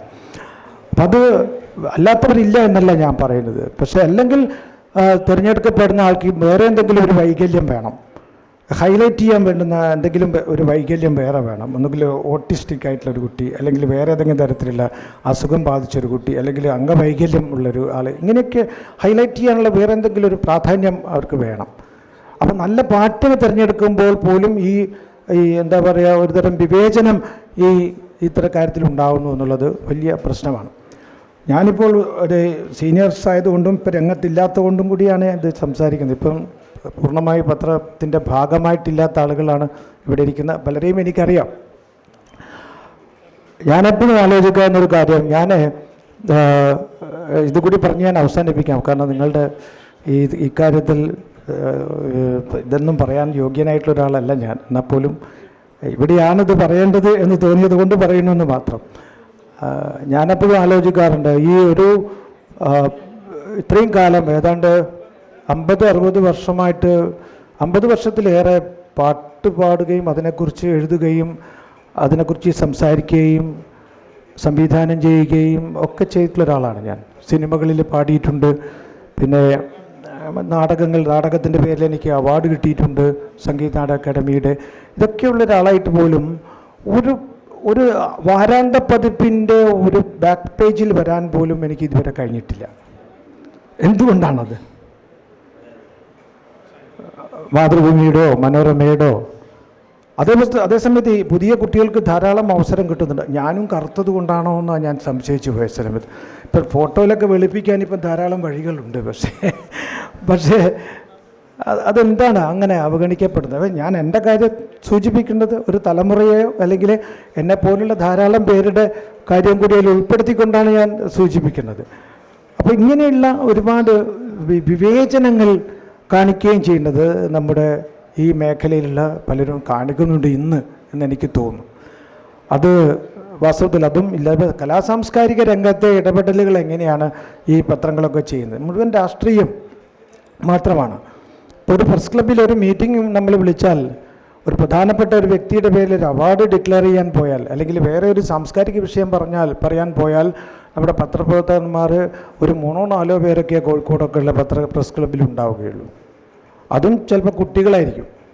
ബാക്കിയുള്ളവരൊക്കെ വേറെ ഏതെങ്കിലും ഒരു രാഷ്ട്രീയ നേതാവിൻ്റെ ഒരു പത്രസമ്മേളനത്തിനോ അല്ലെങ്കിൽ ഒരു പ്രസംഗം റിപ്പോർട്ട് ചെയ്യാൻ പോയിട്ടുണ്ടാവും. അപ്പോൾ എന്താണ് നമ്മുടെ ഈ സാംസ്കാരിക പ്രവർത്തനം എന്ന് പറയുന്നതിനെ ഇങ്ങനെ മാറ്റിവെക്കുന്നത് എന്നുള്ളത് എനിക്ക് തോന്നാറുണ്ട്, ഇത്രയും പ്രായമായ ഒരാൾ എന്നുള്ള നിലയിൽ.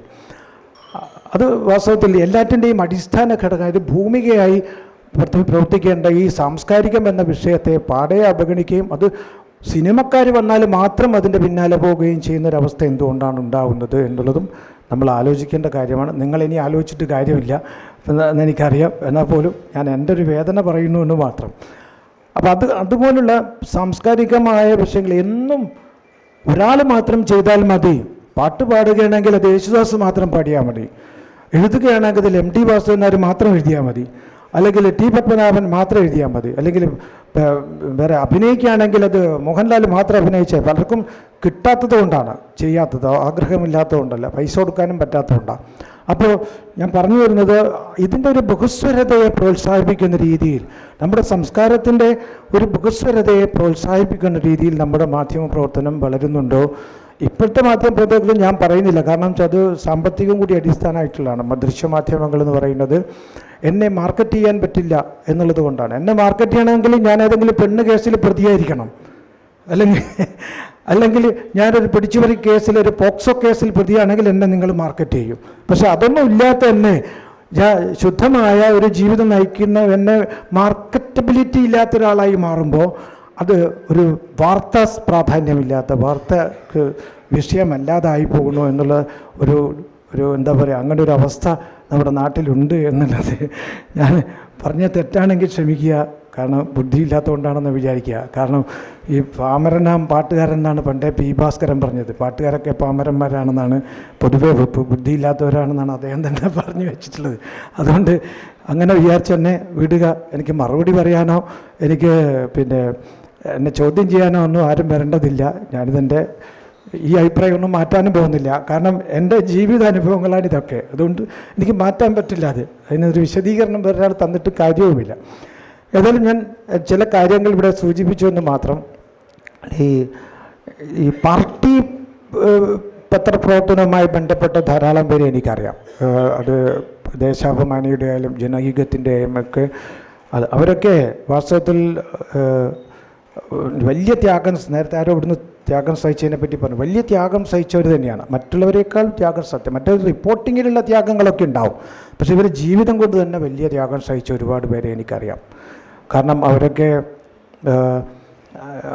മുണ്ട് മുറുക്കി കൊടുത്ത് ഇതൊരു വലിയ പാർട്ടി പ്രവർത്തനമാണ് താൻ നടത്തുന്നത് എന്നൊരു ബോധത്തിൽ ബാക്കിയുള്ളവർ EMS അല്ലെങ്കിൽ അച്യുതമേനോനോ അല്ലെങ്കിൽ മറ്റേ MN ഗോവിന്ദൻ നായരോ ഒക്കെ നടത്തുന്ന പോലത്തെ ഒരു പ്രവർത്തനം തന്നെയാണ്, പാർട്ടി പ്രവർത്തനം തന്നെയാണ് ഞാനും നടത്തുന്നത് എന്നുള്ള ബോധത്തിൽ എൻ്റെ ഡ്യൂട്ടി ഇതാണ് എന്നുള്ള രീതിയിൽ പ്രവർത്തിച്ച ഒരുപാട് പേര് അവരെന്നും നമ്മൾ സ്മരിക്കുന്നേ ഇല്ല.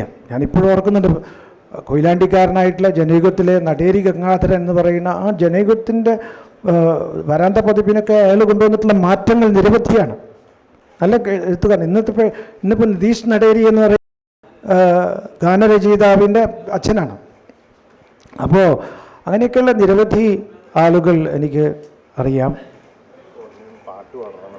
അല്ല, ഞാനിങ്ങനെ ഓരോരുത്തർ കയറി വരുമ്പോൾ ഞാനിങ്ങനെ ആലോചിക്കും, ഇത് നിർത്തണം എന്ന് പറയാനാണോ വരുന്നത് എന്നുള്ളത്. അങ്ങനെയാണ് പൊതുവെ. പിന്നെ ഈ കുറിപ്പ് വരുമ്പോൾ നമ്മൾ ആലോചിക്കണം, പിന്നെ അത് നിർത്തണം എന്നായിരിക്കും എന്നാണ്. പക്ഷേ ആ കുറിപ്പിനെ പറ്റിയൊരു കഥയുണ്ട്, അതും കൂടി പറഞ്ഞിട്ട് അവസാനിപ്പിക്കാം. അതായത് തിക്കോടിയൻ ഇങ്ങനെ പ്രസംഗിച്ചുകൊണ്ടിരിക്കുമ്പോൾ ഒരു കുറിപ്പ് വന്നത്, കുറിപ്പ് പ്രസംഗം നീട്ടണം എന്നാണ്. അപ്പോൾ അദ്ദേഹം ഇങ്ങനെ വായിച്ച്, ആളുകൾ ആരും അറിയുന്നില്ലല്ലോ, ഞാൻ വായിച്ചുകൊണ്ട് അതുകൊണ്ട് ഞാൻ മറ്റൊരു കാര്യത്തിലേക്ക് കൂടി നിർത്താൻ പോകുമ്പോഴാണ് ഈ കുറിപ്പ് വരിക. ഇപ്പോഴും ഇവർ വന്നത് ഞാൻ നിർത്താൻ പോകുമ്പോഴാണ്. ആ വരവിൻ്റെ യാതൊരു ആവശ്യമില്ല, എന്നാൽ പോലും ഞാൻ നിർത്താൻ പോകും. അപ്പോൾ പക്ഷേ എന്നോട് നിർത്തണം എന്നല്ല കേട്ടോ പറഞ്ഞു, പാട്ട് പാടണം എന്നാണ് പറഞ്ഞത്, നിങ്ങൾ തെറ്റിദ്ധരിക്കണ്ട. അപ്പോൾ ഇവർ കുറിപ്പ് തിക്കോട്ടിനിങ്ങനെ നോക്കി. അത് വളരെ രസികനാണല്ലോ, ബാലകൃഷ്ണ സാറിനൊക്കെ നന്നായിട്ട് അടുത്തറിയുന്ന ആളാണ്. പറഞ്ഞു അത് പ്രസംഗം കണ്ടിന്യൂ ചെയ്തു. കുറിപ്പിൽ എന്താ എഴുതിയിരിക്കുന്നതെന്ന് പറഞ്ഞാൽ അടുത്ത പരിപാടിക്ക് വേണ്ട ഹാർമോണിസ്റ്റ് എത്തിയിട്ടില്ല. അപ്പോൾ ഹാർമോണിസ്റ്റ് വന്നാലേ പരിപാടി തുടങ്ങാൻ പറ്റുള്ളൂ. അതുവരെ തിക്കോടിയൻ നീട്ടിക്കൊണ്ടുപോകണം പ്രസംഗം. അപ്പോൾ തിക്കോടിയൻ പ്രസംഗം നീട്ടി. അപ്പോൾ അത് കഴിഞ്ഞ് പിന്നെ തിക്കോടിയൻ മാസ്റ്റർ പ്രസംഗം നിർത്താൻ തോന്നുന്നു പറഞ്ഞപ്പോൾ പിന്നെയും കുറിപ്പ് വന്നു, ഹാർമോണിസ്റ്റ് ഇനിയും എത്തിയിട്ടില്ല, അതുകൊണ്ട് കുറച്ചുകൂടി നീട്ടണം എന്ന്. അപ്പോൾ മാസ്റ്റർ പിന്നെയും നീട്ടി. ഇത്രയും പറഞ്ഞുകൊണ്ട് എന്നെല്ലാം പറയുമ്പോഴായിരിക്കും ചിലപ്പോൾ ഇത്രയും പറഞ്ഞുകൊണ്ട് ഞാൻ മറ്റൊരു കാര്യത്തിലേക്ക് കൂടി കടക്കുകയാണ് എന്നെല്ലാം പറഞ്ഞിട്ട് മാസ്റ്റർ പിന്നെയും നീട്ടി. അത് കഴിഞ്ഞ് വീണ്ടും മൂന്നാമത്തെ കുറിപ്പ് വന്നപ്പോൾ മാസ്റ്റർ സ്വസിദ്ധമായ ആ തമാശ ഉണ്ടല്ലോ, അതിങ്ങനെ നോക്കിയിട്ട് ഓഡിയൻസിനോട് പറഞ്ഞു, ഇനി ഹാർമോണിസ്റ്റ് വന്നാലും തിരക്കേടില്ല, വന്നില്ലേലും തിരക്കേടില്ല, ഞാൻ എൻ്റെ പ്രസംഗം അവസാനിപ്പിക്കുകയാണ്. അതുപോലെ ഞാനിപ്പോൾ ഇത് ഇങ്ങനെ ഇവർ കയറി വരുമ്പോൾ ഞാനിങ്ങനെ ഓർത്തു പോയതാണ്. എൻ്റെ ഈ സ്വഭാവം കൊണ്ടാണ് എന്നെ പിന്നെ വിളിക്കാത്തത്. ഇപ്പം ഇങ്ങനെ തുറന്നു പറയുന്നതുകൊണ്ട് ആരും വിളിക്കൂല, അതാണ് എൻ്റെ ദുരന്തം. ഏതായാലും ഈ പരിപാടിയിൽ എന്നെ ക്ഷണിച്ച ഇതിൻ്റെ സംഘാടകർ ബാലകൃഷ്ണ സാറിനെ അനുവദിച്ചതിൽ, ബാലകൃഷ്ണ സാറും ഞാൻ തമ്മിൽ വലിയ അടുപ്പമുള്ളതാണ്. കൊച്ചിയിലിരിക്കുമ്പോൾ കണ്ണൂരിയിരിക്കുമ്പോഴും ഒക്കെ വളരെ അടുത്തിടപെട്ടിട്ടുള്ള ഒരാളാണ്. ആകാശവാണിയിലിരിക്കുമ്പോഴൊക്കെ അദ്ദേഹത്തിൻ്റെ കഴിവുകളെക്കുറിച്ചും ഒക്കെ എനിക്കറിയാം. അദ്ദേഹം പറഞ്ഞപ്പോൾ എനിക്കിന്ന് വേറെ ചില തിരക്കുകളുള്ളതായാലും പോലും ബാലകൃഷ്ണ സാറിനെ എനിക്ക് നിഷേധിക്കാനാവില്ല. അങ്ങനെയുള്ള ആളുകളാണല്ലോ നമ്മളെ വിളിക്കുക. അപ്പോൾ അതുകൊണ്ടാണ് ഞാൻ പറഞ്ഞത്. പിന്നെ ഏതായാലും എൻ്റെ ജീവിതത്തിലും ആദ്യത്തെയാണ് ഈ പാട്ട് പാടുക എന്നല്ലാതെ ഇതുപോലുള്ള സമ്മേളനങ്ങളിലൊന്നും ഞാനിങ്ങനെ സംസാരിച്ചിട്ടില്ല. പാട്ട് പാടാൻ എന്നെ ക്ഷണിച്ചിട്ടുണ്ട്, ജേർണലിസ്റ്റ് സമ്മേളനത്തിലൊക്കെ വിളിച്ചിട്ടുണ്ട്. അതുപോലെ സീനിയർസ് ജേർണലിസ്റ്റുകളുടെ സമ്മേളനത്തിലും ആദ്യം പങ്കെടുക്കുകയാണ്. കാരണം ഞാനും വളരെ സീനിയറായിട്ടൊരാൾ തന്നെയാണ്. പാട്ട് രംഗത്തായാലും ഔദ്യോഗിക രംഗത്തായാലും ഒക്കെ സീനിയറായിട്ടൊരാളാണ്. ഏതായാലും എന്നെ ക്ഷണിച്ചതിൽ വളരെ സന്തോഷമുണ്ട്. ഈ ചടങ്ങുകളിൽ സംബന്ധിക്കാൻ സാധിച്ചതും നിങ്ങൾ ഓരോരുത്തരെയും കാണാൻ കഴിഞ്ഞതിലുമൊക്കെ വലിയ സന്തോഷം. ഇതെന്തെന്ന് പറയാനാണ് വരുന്നതെന്ന് എനിക്കറിയില്ല.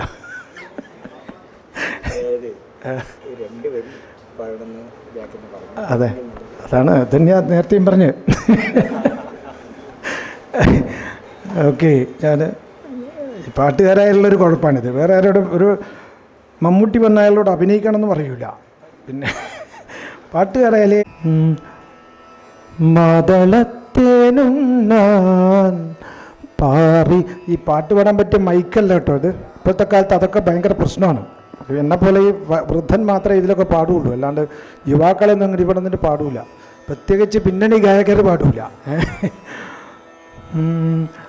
മദളത്തേനും ഞാൻ പാറി പറന്നു വന്ന മാണിക്യക്കുയിലാളേ, നീ എവിടെ, നിന്റെ കൂടെവിടെ, നീ പാടും പൂമരമെവിടെ,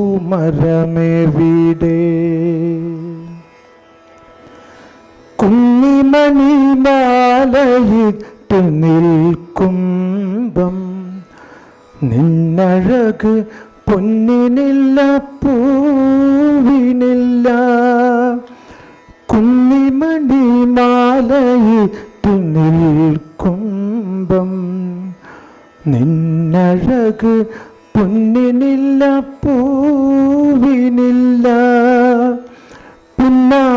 പുന്നാരമോതും നിൻ മൊഴി മധുരം, നിൻമുളം കുഴലിലെ തേനിനില്ല, മാതളത്തേനും ഞാൻ പാറി പറന്നു വന്ന മാണിക്യക്കുയിലാളേ,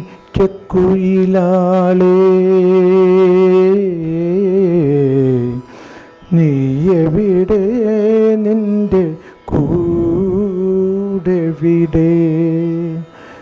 നീ പാടും പൂമരമെവിടെ,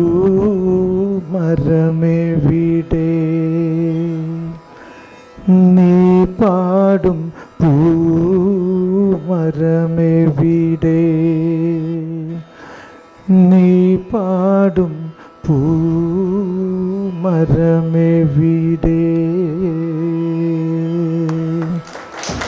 ഞാൻ ഒരു പാട്ടിൻ്റെ പകുതിയാണ് പാടിയത്.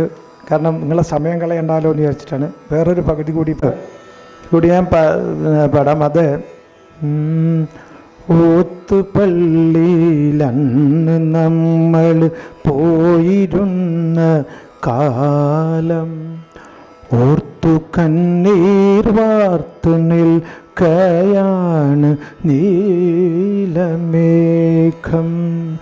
കോന്തലക്കൽ നീയനിക്കായി കെട്ടിയ നെല്ലിക്ക കണ്ടു ചൂരൽ വീശിയില്ലേ നമ്മുടെ മുല്ലക്ക. പാഠപുസ്തകത്തിൽ മയിൽ പീലി വെച്ച് കൊണ്ട് പീലി പെറ്റ് കൂട്ടുമെന്ന് നീ പറഞ്ഞ് പണ്ട് ഉപ്പ് കൂട്ടി പച്ചമാങ്ങ നമ്മളെത്ര തിന്നു. ഇപ്പോഴാ കഥകളെ നീ അപ്പടി മറന്നു. ഓത്തുപള്ളിയിലന്ന് നമ്മൾ പോയിരുന്ന കാലം ഓർത്തു കണ്ണീർ വാർത്തു നിൽക്കയാണ് നീലമേഘം. കോന്തലക്കൽ നീയനിക്കായി കെട്ടിയ നെല്ലിക്ക കണ്ടു ചൂരൽ വീശിയില്ലേ നമ്മുടെ മുല്ലക്ക.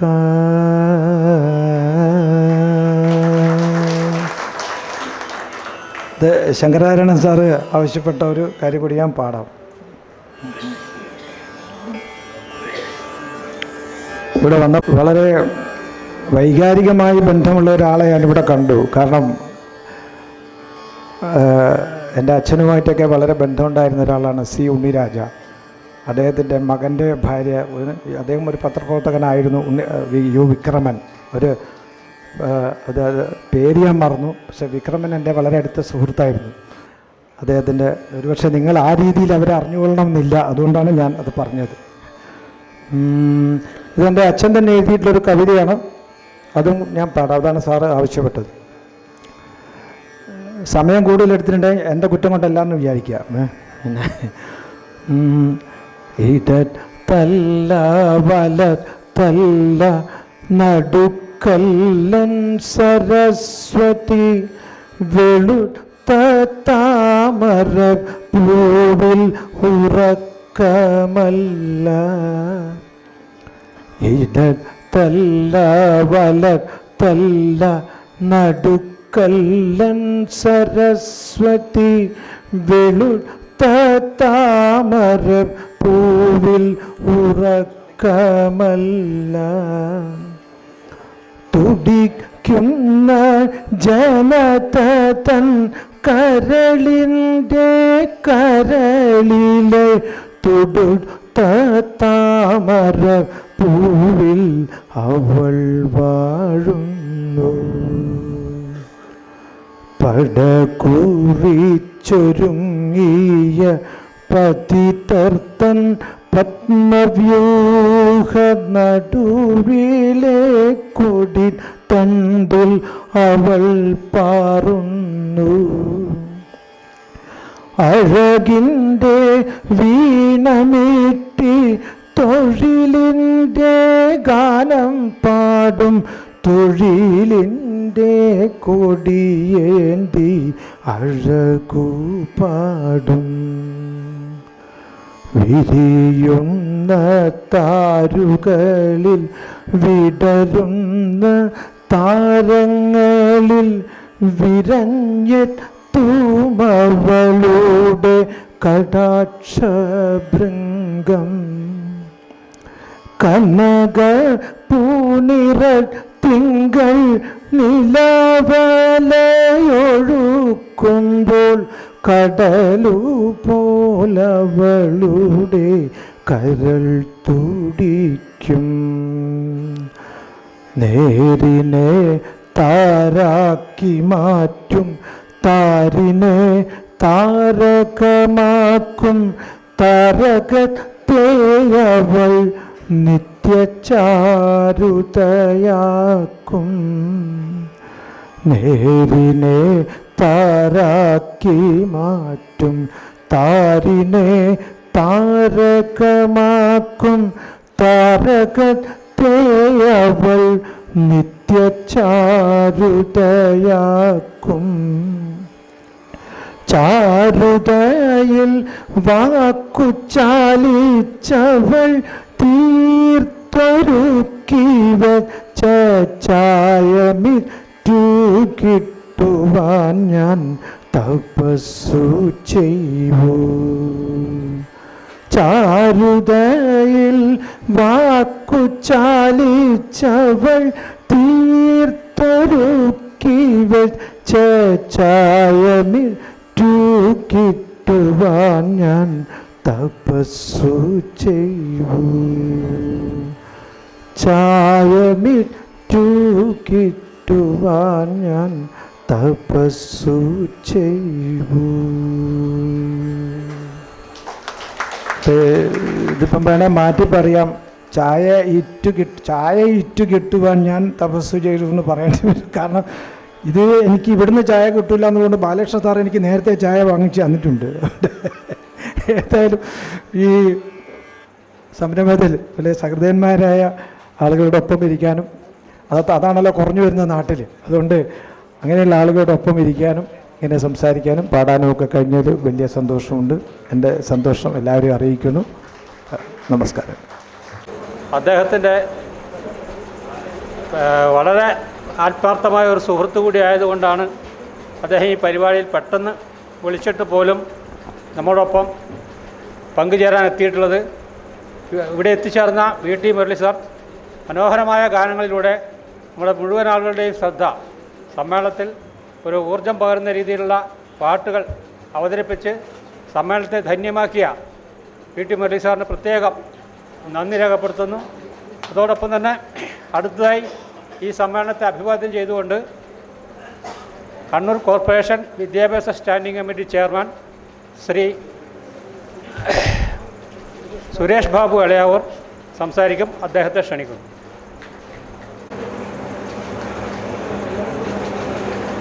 പ്രിയമുള്ള അധ്യക്ഷൻ, അദ്ദേഹം നമുക്കെല്ലാം അറിയാം, പത്രമാധ്യമ രംഗത്തെ പേരുപോലെ തന്നെ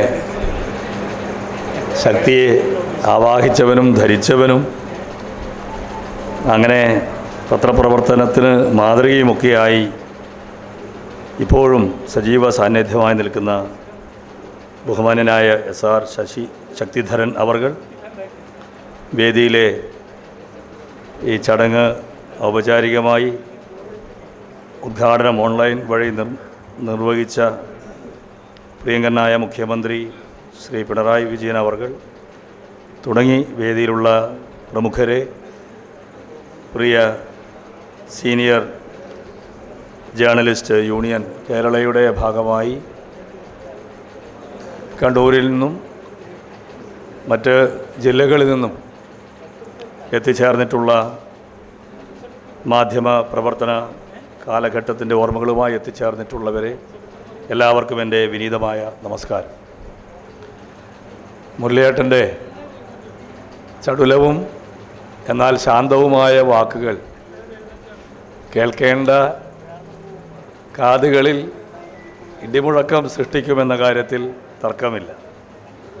അതോടൊപ്പം അദ്ദേഹത്തിൻ്റെ മധുര മനോഹരമായ ആലാപന സൗകുമാര്യവും നാം നല്ലവണ്ണം ശ്രവിക്കുകയുണ്ടായി.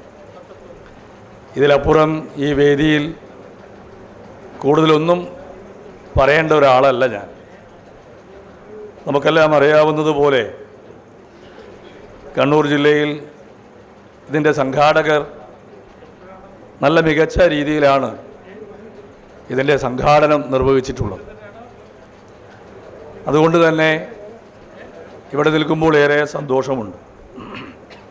പത്രപ്രവർത്തനം അത് പഴയകാലത്തായാലും വർത്തമാനകാലത്തായാലും എല്ലാവരും സൂചിപ്പിച്ചിട്ടുള്ളതുപോലെ വലിയ വെല്ലുവിളികൾ അന്നും നേരിട്ടിട്ടുണ്ട്, ഇന്ന് നേരിട്ടുകൊണ്ടിരിക്കുകയും ചെയ്യുന്നുമുണ്ട്. അതിൻ്റെ സ്വഭാവത്തിലെല്ലാം കാതലായ മാറ്റമുണ്ടായിട്ടുണ്ട്. പഴയകാല പത്രപ്രവർത്തന രീതി ഇനി അവലംബിക്കണം എന്ന് ശാഠ്യം പിടിക്കാനും ആർക്കും വയ്യാതായിരിക്കുന്നു. അത് ലോകത്തിലെ തന്നെ മാറ്റമാണ്.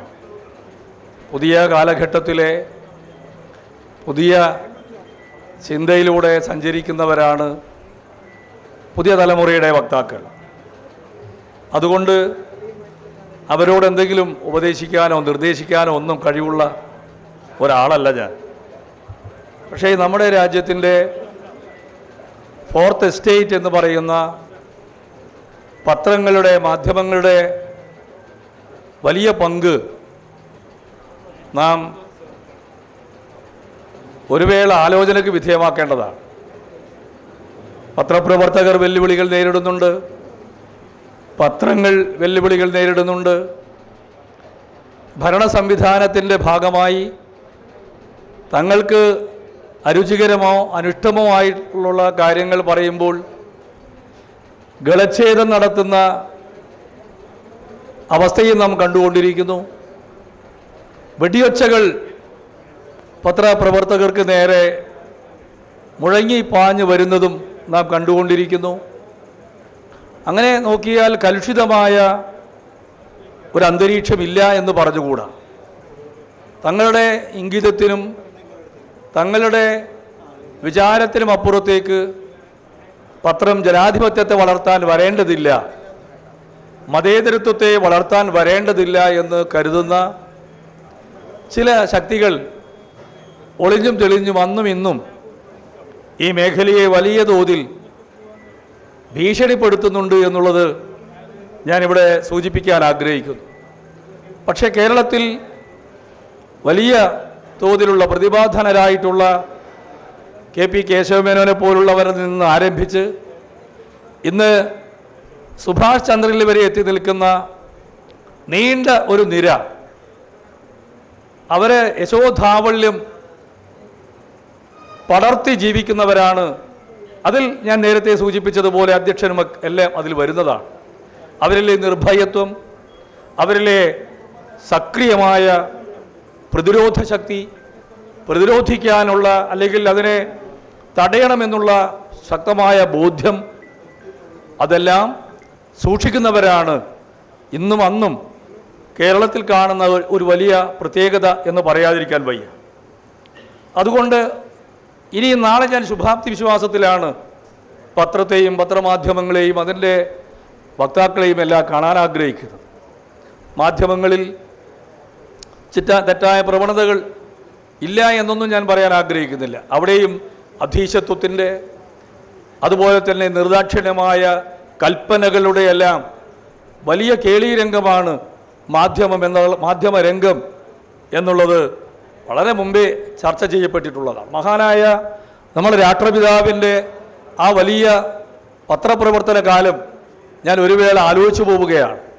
ഒരുപക്ഷെ രാഷ്ട്രീയ നേതാവ്, ക്രാന്തദർശിയായ രാഷ്ട്രീയ നേതാവ് എന്നതിനപ്പുറത്ത് ഗാന്ധിയിലെ പത്രപ്രവർത്തകനെ നമ്മൾ ഇപ്പോഴും ആലോചിക്കുന്നത് അദ്ദേഹം പ്രകടിപ്പിച്ചിട്ടുള്ള സത്യസന്ധതയും അഹിംസാത്മകമായ നിലപാടുകളും അദ്ദേഹത്തിൻ്റെ വിശാലമായ ലോക കാഴ്ചപ്പാടുകളുമെല്ലാം തൻ്റെ പത്രപ്രവർത്തനത്തിലൂടെ ആകിരണം ചെയ്യാനും വികിരണം ചെയ്യാനും അദ്ദേഹത്തിന് സാധിച്ചിട്ടുണ്ട് എന്നുള്ളത് നമുക്ക് എടുത്തു പറയേണ്ട വസ്തുതയാണ്. അങ്ങനെ തുടങ്ങിയാൽ അന്നത്തെ രാഷ്ട്രീയ നേതാക്കന്മാരെല്ലാം കേരളത്തിൽ എടുത്തു നോക്കിയാൽ EM ശങ്കരൻ നമ്പൂതിരിപ്പാടായാലും EK നായനാരായാലും ഭരണകർത്താക്കൾ പോലും നല്ല പത്രപ്രവർത്തന സമ്പ്രദായങ്ങളെ അനുഷ്ഠാനം പോലെ കൊണ്ടു നടന്നിട്ടുള്ളതായിട്ട് നമുക്ക് കാണാൻ കഴിയും. അവരിലെ ആ ജനാധിപത്യ ബോധം, ആ വലിയ ദിശാബോധം നഷ്ടപ്പെടാതെ സൂക്ഷിക്കാൻ കാലം പുതിയ തലമുറയെ ചുമതലപ്പെടുത്തുന്നു എന്നാണ് എനിക്ക് സൂചിപ്പിക്കാനുള്ളത്. സീനിയേഴ്സ് ജേർണലിസ്റ്റ് യൂണിയൻ കേരള മുന്നോട്ട് വയ്ക്കുന്ന ആശയതലത്തോട് ഒരു ഒരു സാമൂഹ്യ ജീവി എന്ന നിലയിൽ ഞാനും അനുകൂലിക്കുന്നു. നിങ്ങളുടെ പ്രവർത്തനങ്ങൾക്കെല്ലാം വിജയാശംസകളും നേരുന്നു. ഞാൻ പ്രതിനിധാനം ചെയ്യുന്നത്, ഞാനല്ല ഇവിടെ വരേണ്ടിയിരുന്നത്, ജില്ലാ കോൺഗ്രസ് കമ്മിറ്റിയുടെ അധ്യക്ഷനായിരുന്നു ഈ ചടങ്ങിൽ സംബന്ധിക്കേണ്ടിയിരുന്നത്. അദ്ദേഹത്തിന് ബദലായാണ് ഞാനിവിടെ എത്തിച്ചേർന്നിട്ടുള്ളത്. ഞാൻ പ്രതിനിധാനം ചെയ്യുന്ന പ്രസ്ഥാനത്തിൻ്റെ, ഞാൻ ഇപ്പോൾ നേരത്തെ പറഞ്ഞതുപോലെ കണ്ണൂർ കോർപ്പറേഷൻ്റെ എല്ലാ വിജയാശംസകളും നിങ്ങൾക്ക് നൽകുന്നു. നിങ്ങളിലൂടെ ഞാൻ നേരത്തെ പറഞ്ഞതുപോലെ സീനിയേഴ്സ് ജൂനിയേഴ്സ് എന്ന ഒരു തരംതിരിവിൻ്റെ ഒന്നും ആവശ്യമില്ല. ഇപ്പോൾ നമ്മുടെ സ്വന്തം ഇവരെല്ലാം സീനിയേഴ്സ് ആണെന്ന് പറയാനൊന്നും അത് നമുക്ക് കഴിയാത്തതാണ്. നിങ്ങളിപ്പോഴും യൗവനയുക്തരാണ്, നിങ്ങളുടെ കൂർമ്മ ബുദ്ധിയാൽ എന്ന് മാത്രമേ ഞാൻ പറയുന്നുള്ളൂ. എല്ലാ വിജയാശംസകളും നേർന്നുകൊണ്ട് ഞങ്ങളെ വിളിച്ചതിന് നന്ദി രേഖപ്പെടുത്തിക്കൊണ്ട് ഈ ഒരു ദിവസം നീണ്ടു നിൽക്കുന്ന ഈ വലിയ പരിപാടിക്കെല്ലാം ഊഷ്മളമായ അഭിവാദ്യങ്ങൾ അർപ്പിച്ചുകൊണ്ട് എൻ്റെ വാക്ക് നിർത്തുന്നു. നന്ദി, നമസ്കാരം, ജയ് ഹിന്ദ്. അടുത്തതായി ജനതാദൾ എസ് സംസ്ഥാന ജനറൽ സെക്രട്ടറിയും ഞങ്ങളുടെ സ്വാഗത സംഘത്തിൻ്റെ പ്രധാന വഴികാട്ടിയുമായിട്ടുള്ള ശ്രീ പി ദിവാകരൻ അദ്ദേഹത്തെ ക്ഷണിക്കുന്നു. പ്രിയപ്പെട്ട അധ്യക്ഷൻ, വേദിയിലും സദസ്സിലുമുള്ള സമാരാധ്യരായ സുഹൃത്തുക്കളെ, ഇവിടെ ഇനിയൊരു പ്രസംഗത്തിന് പ്രസക്തിയില്ല എന്ന് എനിക്കും നിങ്ങൾക്കും അറിയാം. ഞങ്ങളുടെ പ്രസംഗം നേരത്തെ ആയിരുന്നെങ്കിൽ ഒരുപക്ഷെ നിങ്ങൾ ശ്രദ്ധിച്ചേനെ. മുരളി മാഷ് അതിനുള്ള അവസരം ഞങ്ങൾക്ക് നിഷേധിച്ചിരിക്കുകയാണ്. അദ്ദേഹം നന്നായിട്ട് പ്രസംഗിച്ചു. അതിലേറെ മനോഹരമായ പാട്ടുകൾ ഇവിടെ പാടി. നിങ്ങളുടെ മനോമുഖരങ്ങളെയൊക്കെ ആനന്ദ നിർവൃതിയിലേക്ക് കൊണ്ടുപോയതിന് ശേഷം ഒരു ബോറും പ്രസംഗം വേണ്ട എന്നാണ് ഞാൻ ഉദ്ദേശിക്കുന്നത്. പക്ഷെ ഒന്ന് രണ്ട് കാര്യങ്ങൾ മാത്രം സൂചിപ്പിക്കുകയാണ്. നമ്മുടെ ഈ യോഗത്തിൻ്റെ അധ്യക്ഷൻ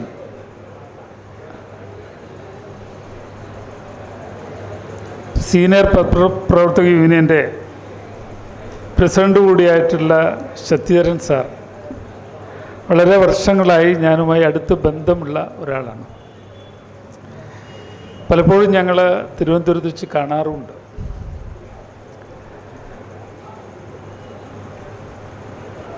അദ്ദേഹം നിങ്ങളുടെ പ്രസിഡൻ്റായിരിക്കുന്നു എന്നത് വളരെയേറെ സന്തോഷകരമായ ഒരു കാര്യം. പ്രസ് അക്കാദമിയുടെ ചെയർമാനായിരുന്നു അദ്ദേഹം. നിങ്ങൾക്ക് എല്ലാവർക്കും അറിയാവുന്ന കാര്യമാണ്.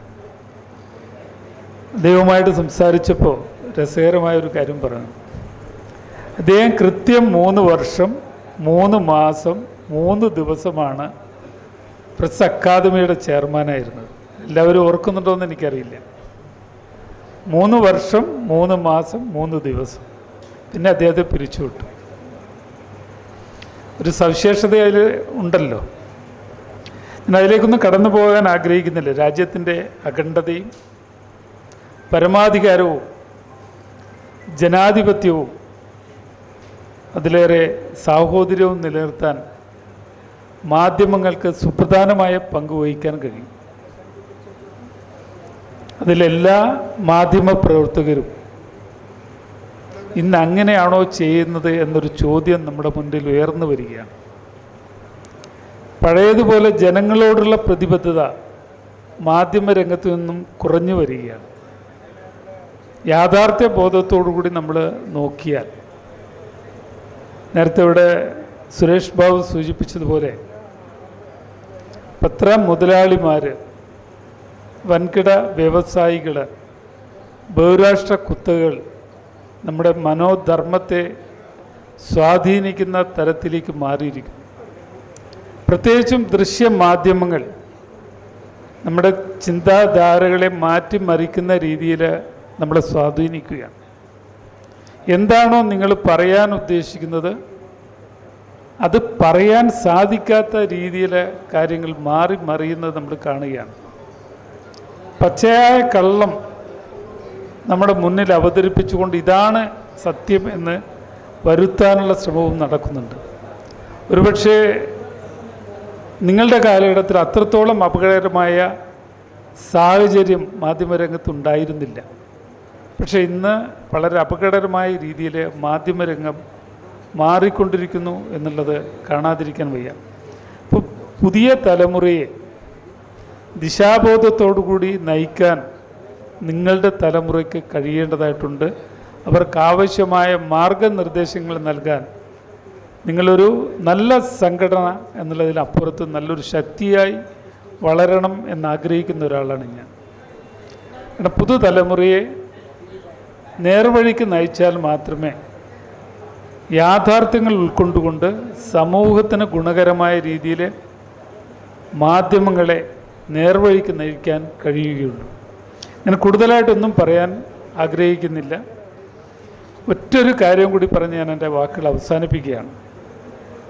അത് ശ്രീമാൻ VT മുരളിയെക്കുറിച്ചാണ്. ഒരു നല്ല എഴുത്തുകാരനും ഗായകനും എന്നതിനപ്പുറത്തേക്ക് ഒരുപാട് സാധ്യതകൾ അദ്ദേഹത്തിന് മുന്നിലുണ്ടായിരുന്നു. അത് പ്രയോജനപ്പെടുത്തുന്നതിൽ അദ്ദേഹം തീരെ താല്പര്യം കാണിച്ചില്ല എന്നുള്ളൊരു ദുഃഖസത്യം കൂടി ഞാൻ ഈ അവസരത്തിൽ നിങ്ങളുടെ മുമ്പേ അവതരിപ്പിക്കാൻ ആഗ്രഹിക്കുകയാണ്. 2011 നിയമസഭാ തെരഞ്ഞെടുപ്പിൽ വടകര നിയോജക മണ്ഡലത്തിൽ LDFിൻ്റെ സ്ഥാനാർത്ഥിയായി ജനതാദളിൻ്റെ പ്രതിനിധിയായി മത്സരിക്കാൻ ഞങ്ങൾ അദ്ദേഹത്തെ സമീപിച്ചിരുന്നു. പക്ഷേ വളരെ വിജയസാധ്യതയുള്ള വടകര നിയോജക മണ്ഡലത്തിൽ മുരളി സാറിനെ പോലുള്ള ഒരാൾ ഒരു സ്ഥാനാർത്ഥിയാകുമെങ്കിൽ വളരെ നന്നായിരുന്നു എന്നുള്ളൊരു അഭിപ്രായം ഞങ്ങൾക്കുണ്ടായിരുന്നു. ഞാൻ അദ്ദേഹത്തെ സമീപിച്ചപ്പോൾ അദ്ദേഹം ഒന്ന് ആലോചിക്കട്ടെ എന്ന് പറഞ്ഞു. അദ്ദേഹം ആലോചിക്കുന്നതോടൊപ്പം അദ്ദേഹത്തിൽ സ്വാധീനം ചെലുത്താവുന്ന ചില വ്യക്തികളെ സമീപിച്ച് സ്വാധീനം ചെലുത്താനും ഞങ്ങൾ ശ്രമിച്ചിരുന്നു. അവസാനം അദ്ദേഹം വിശ്വസിച്ചിരുന്ന പാർട്ടി ചട്ടക്കൂടിൽ നിന്ന് പുറത്തു വന്ന് മത്സരിക്കുന്നതിന് ചെറിയ ബുദ്ധിമുട്ടുകളുണ്ടായതുകൊണ്ട് അവസാനം ഞാൻ ആ രംഗത്തേക്കില്ല എന്ന് പറഞ്ഞൊഴിയുകയായിരുന്നു. അങ്ങനെയാണ് ഒരു ഇടവേളയ്ക്ക് ശേഷം വീണ്ടും CK നാണുവേട്ടനെ അവിടെ സ്ഥാനാർത്ഥിയായി മത്സരിപ്പിച്ച് ജയിപ്പിക്കാൻ ഇടവന്നത്. ഒരുപക്ഷെ അന്ന് അദ്ദേഹം അവിടെ മത്സരിച്ചിരുന്നുവെങ്കിൽ കേരള രാഷ്ട്രീയത്തിലെ അറിയപ്പെടുന്ന വളരെയേറെ ശ്രദ്ധിക്കപ്പെടുന്ന ഒരു രാഷ്ട്രീയ നേതാവ് എന്നതിനപ്പുറം ഒരു നല്ല മന്ത്രിയെ കൂടി നമുക്ക് കിട്ടുമായിരുന്നു. അദ്ദേഹം അത് നിരസിച്ചതോടുകൂടി അദ്ദേഹത്തിനും രാഷ്ട്രീയ ഭൂപടത്തിനും ഒരു വലിയ നഷ്ടമാണ് എന്ന കാര്യം സൂചിപ്പിക്കാൻ ഞാൻ ആഗ്രഹിക്കുകയാണ്. എന്തായാലും അദ്ദേഹം ഇന്നും സാംസ്കാരിക സാമൂഹിക രംഗത്തിൽ വളരെ സജീവമാണ്. ഇനിയും ഇത്തരമൊരവസരം മുന്നിൽ വന്നാൽ അത് തട്ടിക്കളയരുത് എന്ന ഒരു നിർദ്ദേശം കൂടി അദ്ദേഹത്തിന് മുമ്പിൽ വെക്കാൻ ഞാൻ ആഗ്രഹിക്കുകയാണ്. എന്തായാലും നിങ്ങളോടൊപ്പം ചേരാനും നിങ്ങളോട് സംസാരിക്കാനും ഈ സമ്മേളനത്തിൽ നിങ്ങളെയൊക്കെ കാണാനും സാധിച്ചതിൽ വളരെയേറെ സന്തോഷമുണ്ട്. ഇതിന് നേതൃത്വം കൊടുക്കുന്ന ഇതിൻ്റെ സംഘാടകരെയും നിങ്ങൾ ഓരോരുത്തരെയും അഭിവാദ്യം ചെയ്തുകൊണ്ട് ആശംസകൾ നേർന്നുകൊണ്ട് എൻ്റെ വാക്കുകൾ അവസാനിപ്പിക്കുന്നു. നന്ദി, നമസ്കാരം. NP മുരളി നമ്മളോട് ഈ സമ്മേളനത്തിന് ആശംസ നേർന്നുകൊണ്ട് ഏതാനും വാക്കുകൾ ഉപസംഹരിക്കും. ഏറ്റവും ബഹുമാന്യ അധ്യക്ഷൻ, വേദിയിലുള്ള വിശിഷ്ട വ്യക്തിത്വങ്ങളെ, സംസ്ഥാനത്തിൻ്റെ വിവിധ ഭാഗങ്ങളിൽ നിന്നും കണ്ണൂരിലെത്തിച്ചേർന്ന വളരെ സീനിയറായിട്ടുള്ള പത്രപ്രവർത്തകരെ, സുഹൃത്തുക്കളെ, ഒരു പ്രസംഗത്തിന് പ്രസക്തിയില്ല എന്നെനിക്കറിയാം. എങ്കിലും ഇതിൻ്റെ സംഘാടക സമിതിയുടെ ഒരു ഭാരവാഹി എന്നുള്ള നിലയിലും ഇപ്പോഴും പത്ര രംഗത്ത് നിൽക്കുന്ന ഒരു വ്യക്തി എന്നുള്ള നിലയിലും രണ്ട് വാക്ക് സൂചിപ്പിക്കാതെ കടന്നു പോകുന്നത് ശരിയല്ല എന്നെനിക്കറിയാം. തീർച്ചയായും പഴയകാല പത്രപ്രവർത്തകർ സഹിച്ചിട്ടുള്ള ത്യാഗങ്ങൾ അതൊക്കെ നേരത്തെ ഇവിടെ സംസാരിക്കുമ്പോൾ നമ്മുടെ ബഹുമാന്യായ മേയർ സൂചിപ്പിക്കുകയുണ്ടായി. പണ്ട് കാലങ്ങളിൽ പത്രപ്രവർത്തനം നടത്തുന്ന ആളുകൾക്ക് നേരിടേണ്ടി വന്ന മാനസികമായ പീഡനങ്ങൾ, അതുപോലെ ശാരീരികമായ പീഡനങ്ങൾ. ഇന്നത്തെ പോലെ വാഹന സൗകര്യമോ അല്ലെങ്കിൽ മറ്റ് സൗകര്യങ്ങളോ ഇല്ലാത്ത കാലത്ത് നടന്നുപോയും അതുപോലെ സൈക്കിളിൽ പോയുമൊക്കെ ഇന്ന് ഒരു ഇരുചക്ര വാഹനമെങ്കിലും ഇല്ലാത്ത ഒരു പത്രപ്രവർത്തകൻ കേരളത്തിലുണ്ടാവുകയില്ല. കാറ് മിക്ക ആളുകൾക്കും ഉണ്ടാകും. പക്ഷേ പണ്ട് കാലങ്ങളിൽ ഒരു സൈക്കിൾ പോലും ഇല്ലാതെ കുഗ്രാമങ്ങളിലൊക്കെ നടന്നുപോയി, അല്ലെങ്കിൽ സൈക്കിൾ വാടകയ്ക്കെടുത്ത് സൈക്കിൾ ചവിട്ടിപ്പോയി, അല്ലെങ്കിൽ വേറൊരാളുടെ പിറകിൽ സൈക്കിളിൽ ഇരുന്നു പോയി വാർത്തകൾ ശേഖരിച്ച് അത് പത്ര പ്രിൻ്റ് ചെയ്യുന്ന സ്ഥലത്തെത്തിക്കുവാനുള്ള വ്യഗ്രത നമ്മളൊക്കെ ധാരാളം കണ്ടതാണ്. ബസ്സുകളിൽ കവറുകൾ എത്തിക്കണം. ആ കവറുകൾ ചിലപ്പോൾ ചില ബസ്സുകാരെടുക്കില്ല, എടുത്താൽ തന്നെ യഥാർത്ഥത്തിൽ എത്തിയില്ല. അല്ലെങ്കിൽ അന്നത്തെ ടെലിഫോൺ സംവിധാനം ഒരു ട്രങ്ക് ബുക്ക് ചെയ്ത് കാത്തിരുന്നാൽ മണിക്കൂറോളം ഇരിക്കണം. പ്രധാനപ്പെട്ട വാർത്തകൾ ചിലപ്പോൾ അങ്ങനെ നഷ്ടമാകും. അങ്ങനെ വളരെയധികം കഷ്ടത സഹിച്ച് ത്യാഗം സഹിച്ച് പത്രപ്രവർത്തനം നടത്തിയ ആളുകളാണ് ഇവിടെ കൂടിയ ഭൂരിഭാഗം ആളുകളും എന്ന് ഞാൻ മനസ്സിലാക്കിയാണ്. തീർച്ചയായും ഈ ഒരു ഒത്തുചേരലിന്, ഈ ഒരു സംഗമത്തിന് കണ്ണൂരിലെത്തിച്ചേർന്ന മുഴുവൻ പത്രപ്രവർത്തകരെയും ഞാൻ പ്രതിദാനം ചെയ്യുന്ന പാർട്ടിക്ക് വേണ്ടി വ്യക്തിപരമായും ഞാൻ അഭിവാദ്യം ചെയ്യുന്നു. നിർത്തുന്നു. ജയ് ഹിന്ദ്.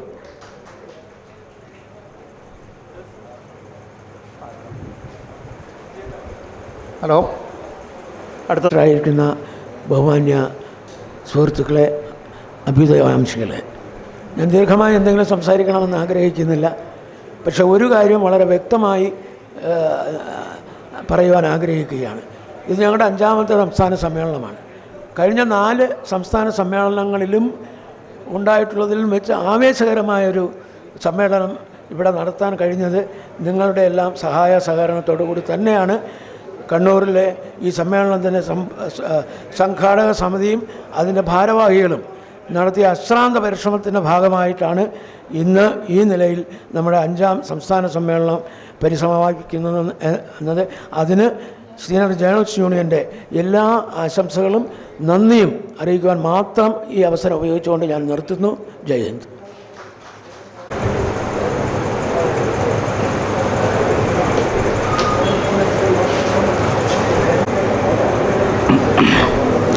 പ്രിയമുള്ളവരെ, നമ്മുടെ ഉദ്ഘാടന സമ്മേളനത്തിൻ്റെ അവസാന ഘട്ടത്തിലാണ് നമ്മളിപ്പോൾ ഉള്ളത്.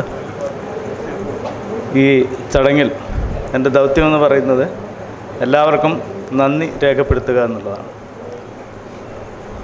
നന്ദി രേഖപ്പെടുത്തേണ്ടവരുടെ എണ്ണം ഒരുപാടുണ്ട്. അതിലാരുടെയൊക്കെ പേര് പറയണമെന്ന് പോലും എനിക്കറിയില്ല. ഞങ്ങൾ ഇതിൻ്റെ 6 മാസം മുമ്പ് തന്നെ ഇതിൻ്റെ സംഘാടക സമിതി രൂപീകരിച്ച് പ്രവർത്തനം തുടങ്ങിയിട്ടുണ്ട്. അത്രയും നല്ല രീതിയിലാണ് എന്ന് പറഞ്ഞാൽ അത്രയും നല്ല രീതിയിൽ നടത്തണം എന്നുള്ളത് കൊണ്ട് മാത്രമാണ് നേരത്തെ തന്നെ ഈ സംസ്ഥാന സമ്മേളനം കണ്ണൂരിൽ വെച്ച് നടക്കുമ്പോൾ അത് വളരെ സാധാരണ സമ്മേളനം പോരാ, മറിച്ച് കണ്ണൂരിലാകുമ്പോൾ അത് കണ്ണൂരിൻ്റെ ആ ഒരു നിലയ്ക്കും വിലയ്ക്കും ഒത്ത രീതിയിൽ നല്ല സമ്മേളനം ആയിരിക്കണം എന്നുള്ളത് കൊണ്ടാണ് അന്നേ തന്നെ ഓരോ വിഭാഗത്തിനും സംഘാടക സമിതി രൂപീകരിച്ച് ഞങ്ങൾ പ്രവർത്തനം ആരംഭിച്ചത്. അതിലെല്ലാവരും ഈ നിമിഷം വരെയും ഉണ്ട്. ഇന്ന് വൈകിട്ട് സമാപന സമ്മേളനം വരെയും അവരെല്ലാവരും ഉണ്ടായിരിക്കും.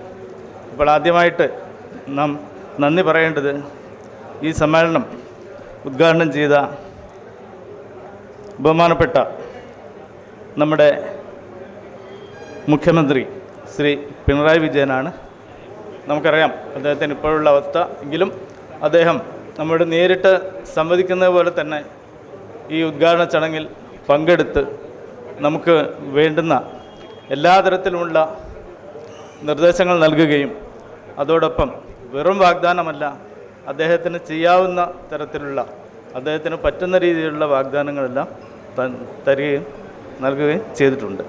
അപ്പോൾ അദ്ദേഹത്തിന് നാം ഈ സംഘാടക സമിതിയുടെ പേരിൽ പ്രത്യേകം നന്ദി രേഖപ്പെടുത്തുകയാണ്.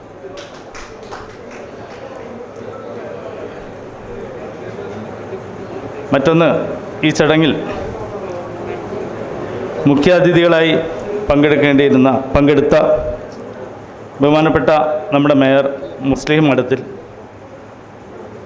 അഡ്വക്കേറ്റ് KK രത്നകുമാരി, നമ്മുടെ ജില്ലാ പഞ്ചായത്ത് പ്രസിഡന്റ്, അവർ നേരത്തെ ഇവിടെ വന്നിരുന്നു. സാധാരണ നമ്മളൊക്കെ പറയുക രാഷ്ട്രീയക്കാരാണ് വൈകുക, നമ്മളൊക്കെ നേരത്തെ എത്തുമെന്നാണ്. പക്ഷേ അവർ നേരത്തെ വന്നു. പക്ഷേ അവർക്ക് വീണ്ടും ഒരുപാട് പരിപാടികളുള്ളതുകൊണ്ട് അവർ വളരെ സ്നേഹപൂർവ്വം പറഞ്ഞുകൊണ്ട് ഇവിടുന്ന് തൽക്കാലം പോവുകയാണ്. വീണ്ടും സമയം കിട്ടുമ്പോൾ വരും എന്നവർ പറഞ്ഞിട്ടാണ് പോയിരിക്കുന്നത്. അവർക്കും ബഹുമാനപ്പെട്ട നമ്മുടെ മേയർക്കും ജില്ലാ പഞ്ചായത്ത് പ്രസിഡൻറ്റിനും ഈ അവസരത്തിൽ നന്ദി രേഖപ്പെടുത്തുകയാണ്. പിന്നെ അറിയാമല്ലോ, നമ്മുടെ ബഹുമാനപ്പെട്ട മന്ത്രി ശ്രീ രാമേന്ദ്രൻ കടന്നപ്പള്ളി, അദ്ദേഹത്തിന് ഇന്ന് വരാൻ പറ്റാത്ത സാഹചര്യം നേരത്തെ തന്നെ എല്ലാവരും പറഞ്ഞു കഴിഞ്ഞിട്ടുള്ളതാണ്.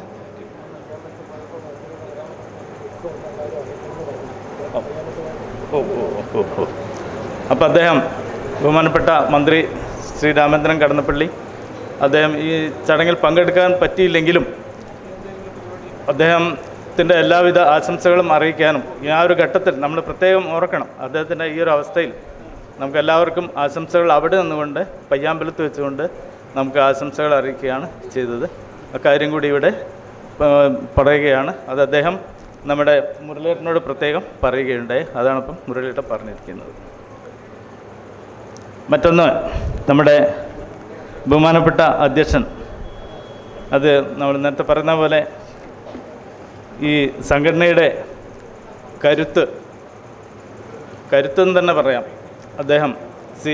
അദ്ദേഹത്തിൻ്റെ പേരിലുള്ളതുപോലെ തന്നെ ശക്തിധരൻ തന്നെയാണ് അദ്ദേഹം. അതുകൊണ്ട് അദ്ദേഹത്തിന് അദ്ദേഹം നേരത്തെ പറഞ്ഞ പോലെ അദ്ദേഹം തന്നെയാണ് സമ്മേളനം ഇത്തവണ നമുക്ക് കണ്ണൂരിൽ വെച്ച് നടത്തിയാൽ എന്താ, അല്ലെങ്കിൽ കണ്ണൂരിൽ വെച്ച് നടത്തണം എന്ന് കൃത്യമായി പറയുകയുണ്ടായി. കാരണം അദ്ദേഹത്തിന് അറിയാം, കണ്ണൂരിൽ നമ്മൾ സമ്മേളനം നടത്തുമ്പോൾ സംഘടനയുടെ കരുത്ത് കൂടുതൽ വലുതാവുകയല്ലാതെ ഒരിക്കലും ചെറുതാവില്ല എന്നുള്ള ഉറപ്പ് കൊണ്ടാണ് അദ്ദേഹം പറഞ്ഞത്. അദ്ദേഹത്തിന് ഈ ചടങ്ങിൽ അധ്യക്ഷത വഹിച്ച ബഹുമാനപ്പെട്ട നമ്മുടെ സംസ്ഥാന പ്രസിഡന്റിന് നന്ദി രേഖപ്പെടുത്തുകയാണ്.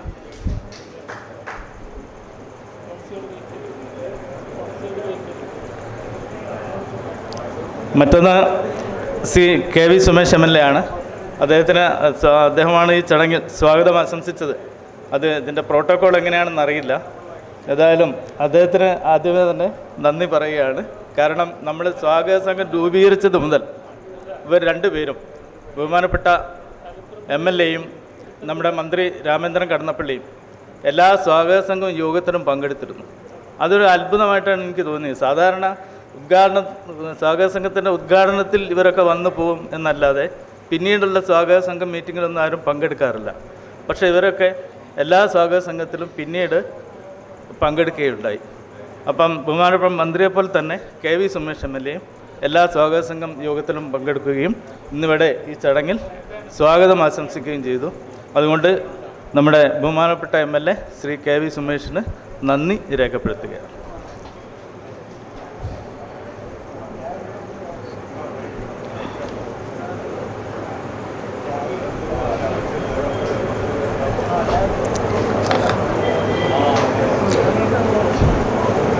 പിന്നീട് ഈ ചടങ്ങിൽ പങ്കെടുത്ത ബഹുമാനപ്പെട്ട ശ്രീ PP ദിവാകരൻ, അദ്ദേഹം ജനതാദളിൻ്റെ സംസ്ഥാന ജനറൽ സെക്രട്ടറിയാണ്. അദ്ദേഹം നേരത്തെ പറഞ്ഞ പോലെ തന്നെ നമ്മുടെ എല്ലാ സ്വാഗത സംഘം യോഗത്തിലും നമ്മുടെ എല്ലാ പരിപാടികളിലും എല്ലാവരും മുന്നിട്ടിറങ്ങിയ നമ്മളെപ്പോലെ തന്നെ, അതായത് മുതിർന്ന പത്രപ്രവർത്തകരെ പോലെ തന്നെ അദ്ദേഹം നമ്മോട് ചേർന്ന് നിന്നുകൊണ്ട്, തോളോട് ചേർന്ന് നിന്നുകൊണ്ട് പ്രവർത്തിച്ചതാണ്. ഈ ചടങ്ങ് വരെ അദ്ദേഹമുണ്ട്. അദ്ദേഹത്തിനും നന്ദി ആശംസിക്കുകയാണ്. മറ്റൊന്ന്, സംഘടനയുടെ സംസ്ഥാന working president Shri K Janardhan Nair, അദ്ദേഹം നമ്മുടെ ബഹുമാനപ്പെട്ട പ്രസിഡന്റ് വന്ന പോലെ തന്നെ നേരത്തെ തന്നെ ഇവിടെ എത്തുകയും ഈ സമ്മേളനത്തിൻ്റെ എല്ലാ കാര്യങ്ങളിലും മേൽനോട്ടം വഹിക്കുകയും ചെയ്തിട്ടുള്ള ആളാണ്. അദ്ദേഹത്തിന് പ്രത്യേകം നന്ദി രേഖപ്പെടുത്തുകയാണ്. മറ്റൊന്ന് ശ്രീ മുരളീധരനാണ്. മുരളീധരൻ നമ്മൾ പറഞ്ഞ പോലെ നേരത്തെ നമ്മുടെ സ്വാഗത സംഘം മീറ്റിങ്ങിലെല്ലാം പങ്കെടുക്കുകയും ഇന്ന് ഈ ചടങ്ങിൽ പ്രത്യേകം മറ്റ് പരിപാടികളൊക്കെ മാറ്റിവെച്ചുകൊണ്ട്, മറ്റ് പരിപാടികളെന്ന് പറഞ്ഞാൽ ഇപ്പോൾ കണ്ണൂർ ദസറയുടെ ആഘോഷം കാര്യമായിട്ട് തുടങ്ങുകയാണ്. അതിലൊക്കെ അദ്ദേഹം പങ്കാളിയാണ്. അദ്ദേഹത്തിനും ഈ ചടങ്ങിൽ നന്ദി രേഖപ്പെടുത്തുകയാണ്. മറ്റൊന്ന്, നേരത്തെ നീറ്റ് PGയിൽ 2ാം റാങ്ക് നേടിയ പെൺകുട്ടി ഗ്രീഷ്മ ഗൗതം ഇവിടെ എത്തിയിരുന്നു. ആ പെൺകുട്ടി നമ്മുടെ ജില്ലയ്ക്ക് തന്നെ അഭിമാനമാണ്. ആൾ ഇന്ത്യ റാങ്കിൽ 2ാം റാങ്ക് നേടിയ പെൺകുട്ടിയാണ്. ആൾ ഇന്ത്യ പരീക്ഷയിൽ 2ാം റാങ്ക് നേടിയ പെൺകുട്ടിയാണ്. ആ പെൺകുട്ടി ഇവിടെ ഉണ്ടായിരുന്നു. അവരെ അനുമോദിച്ചിരുന്നു. അവരുടെയും ഈ ചടങ്ങിൽ നന്ദി രേഖപ്പെടുത്തുകയാണ്. പിന്നെ ഇനിയും നന്ദി രേഖപ്പെടുത്താനുള്ളത് വളരെ അദ്ദേഹത്തിനൊക്കെ അവസാനം നന്ദി രേഖപ്പെടുത്താം എന്നുള്ളത് കൊണ്ടാണ് പറയാതിരുന്നത്. നമ്മുടെ സ്വാഗത സംഘത്തിൻ്റെ ഈ finance committee chairman Shri doctor TP Narayanan അദ്ദേഹം ഇവിടെയുണ്ട്. അദ്ദേഹം വെറും ഒരു സബ് കമ്മിറ്റിയുടെ കൺവീനറോ ചെയർമാനോ ആയിട്ടല്ല നമ്മളോടൊപ്പം നിന്നത്, മറിച്ച് നമ്മളെപ്പോലെ തന്നെ ചേർന്ന് നിൽക്കുകയും തന്നെ വല്ല ഒരുപാട് സൗകര്യങ്ങൾ അദ്ദേഹം ചെയ്തു തന്നിട്ടുണ്ട്. സത്യം പറഞ്ഞാൽ ഒരു സംസ്ഥാന സമ്മേളനം നടക്കുമ്പോൾ അവിടെ ഒരു സംഘാടക സമിതി ഓഫീസ് വേണം എന്നുണ്ട്. പക്ഷേ ആ സംഘാടക സമിതി ഓഫീസ് പോലും അദ്ദേഹത്തിൻ്റെ ഹോട്ടൽ സ്കൈ പാലസിലാണ് പ്രവർത്തിച്ചിട്ടുള്ളത്. അപ്പോൾ അദ്ദേഹത്തോട് എല്ലാ അർത്ഥത്തിലും ഞാൻ ഈ അവസരത്തിൽ നന്ദി രേഖപ്പെടുത്തുകയാണ്.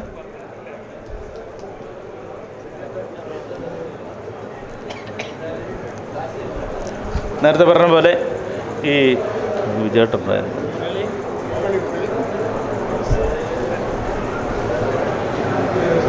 മറ്റൊന്ന്, നമ്മുടെ വർക്കിംഗ് ചെയർമാൻ ശ്രീ TP വിജയേട്ടനാണ്. അദ്ദേഹം നമ്മുടെ വീട്ടുകാർക്ക് എങ്ങനെയാണ് നന്ദി പറയുക എന്നുള്ളൊരു പ്രശ്നമുണ്ട്. എങ്കിലും അദ്ദേഹത്തിന് വളരെ പ്രത്യേകമായി തന്നെ നന്ദി രേഖപ്പെടുത്തുകയാണ്. ഇനി ആരെങ്കിലും വിട്ടുപോയിട്ടുണ്ടോ എന്നറിയില്ല. ഇതൊന്നുമല്ല, ഞാൻ പ്രത്യേകം നന്ദി പറയുന്നത്, ഇതെല്ലാം കഴിഞ്ഞാലും ഒരുപാട് പേർക്ക് നന്ദി പറയാനുണ്ട്. അതായത് നമ്മുടെ സ്വാഗത സംഘം രൂപീകരണം മുതൽ ഇന്നലെ വരെ നമുക്കറിയാം കണ്ണൂരിൽ എത്ര മുതിർന്ന മാധ്യമ പ്രവർത്തകരുണ്ട് എന്നുള്ള എണ്ണം നമുക്കറിയാം. അതിലൊക്കെ ഉപരി ഓരോ സ്വാഗത സംഘത്തിലും നമ്മോടൊപ്പം ചേർന്ന് വന്നുകൊണ്ട് ഈ സമ്മേളനം വിജയിപ്പിക്കുന്നത് വരെ ഓരോ കാര്യത്തിലും വളരെ ശുഷ്കാന്തിയോടെ പ്രവർത്തിച്ച ഒരുപാട് പേരുണ്ട്. അവർക്കെല്ലാവർക്കും ഞാൻ ഈ അവസരത്തിൽ നന്ദി രേഖപ്പെടുത്തുകയാണ്.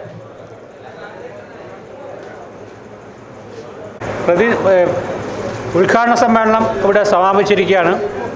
അടുത്തതായി ഇനി പ്രതിനിധി സമ്മേളനം ആരംഭിക്കും. പ്രതിനിധി സമ്മേളനം തുടർന്ന് നടത്തിപ്പിന് യൂണിയൻ സംസ്ഥാന പ്രസിഡന്റ് SR ശക്തിധരനോട് അഭ്യർത്ഥിക്കുന്നു. എല്ലാവർക്കും നന്ദി, നമസ്കാരം. ഇനി നമ്മുടെ സമ്മേളനം തുടങ്ങാൻ പോവുകയാണ്.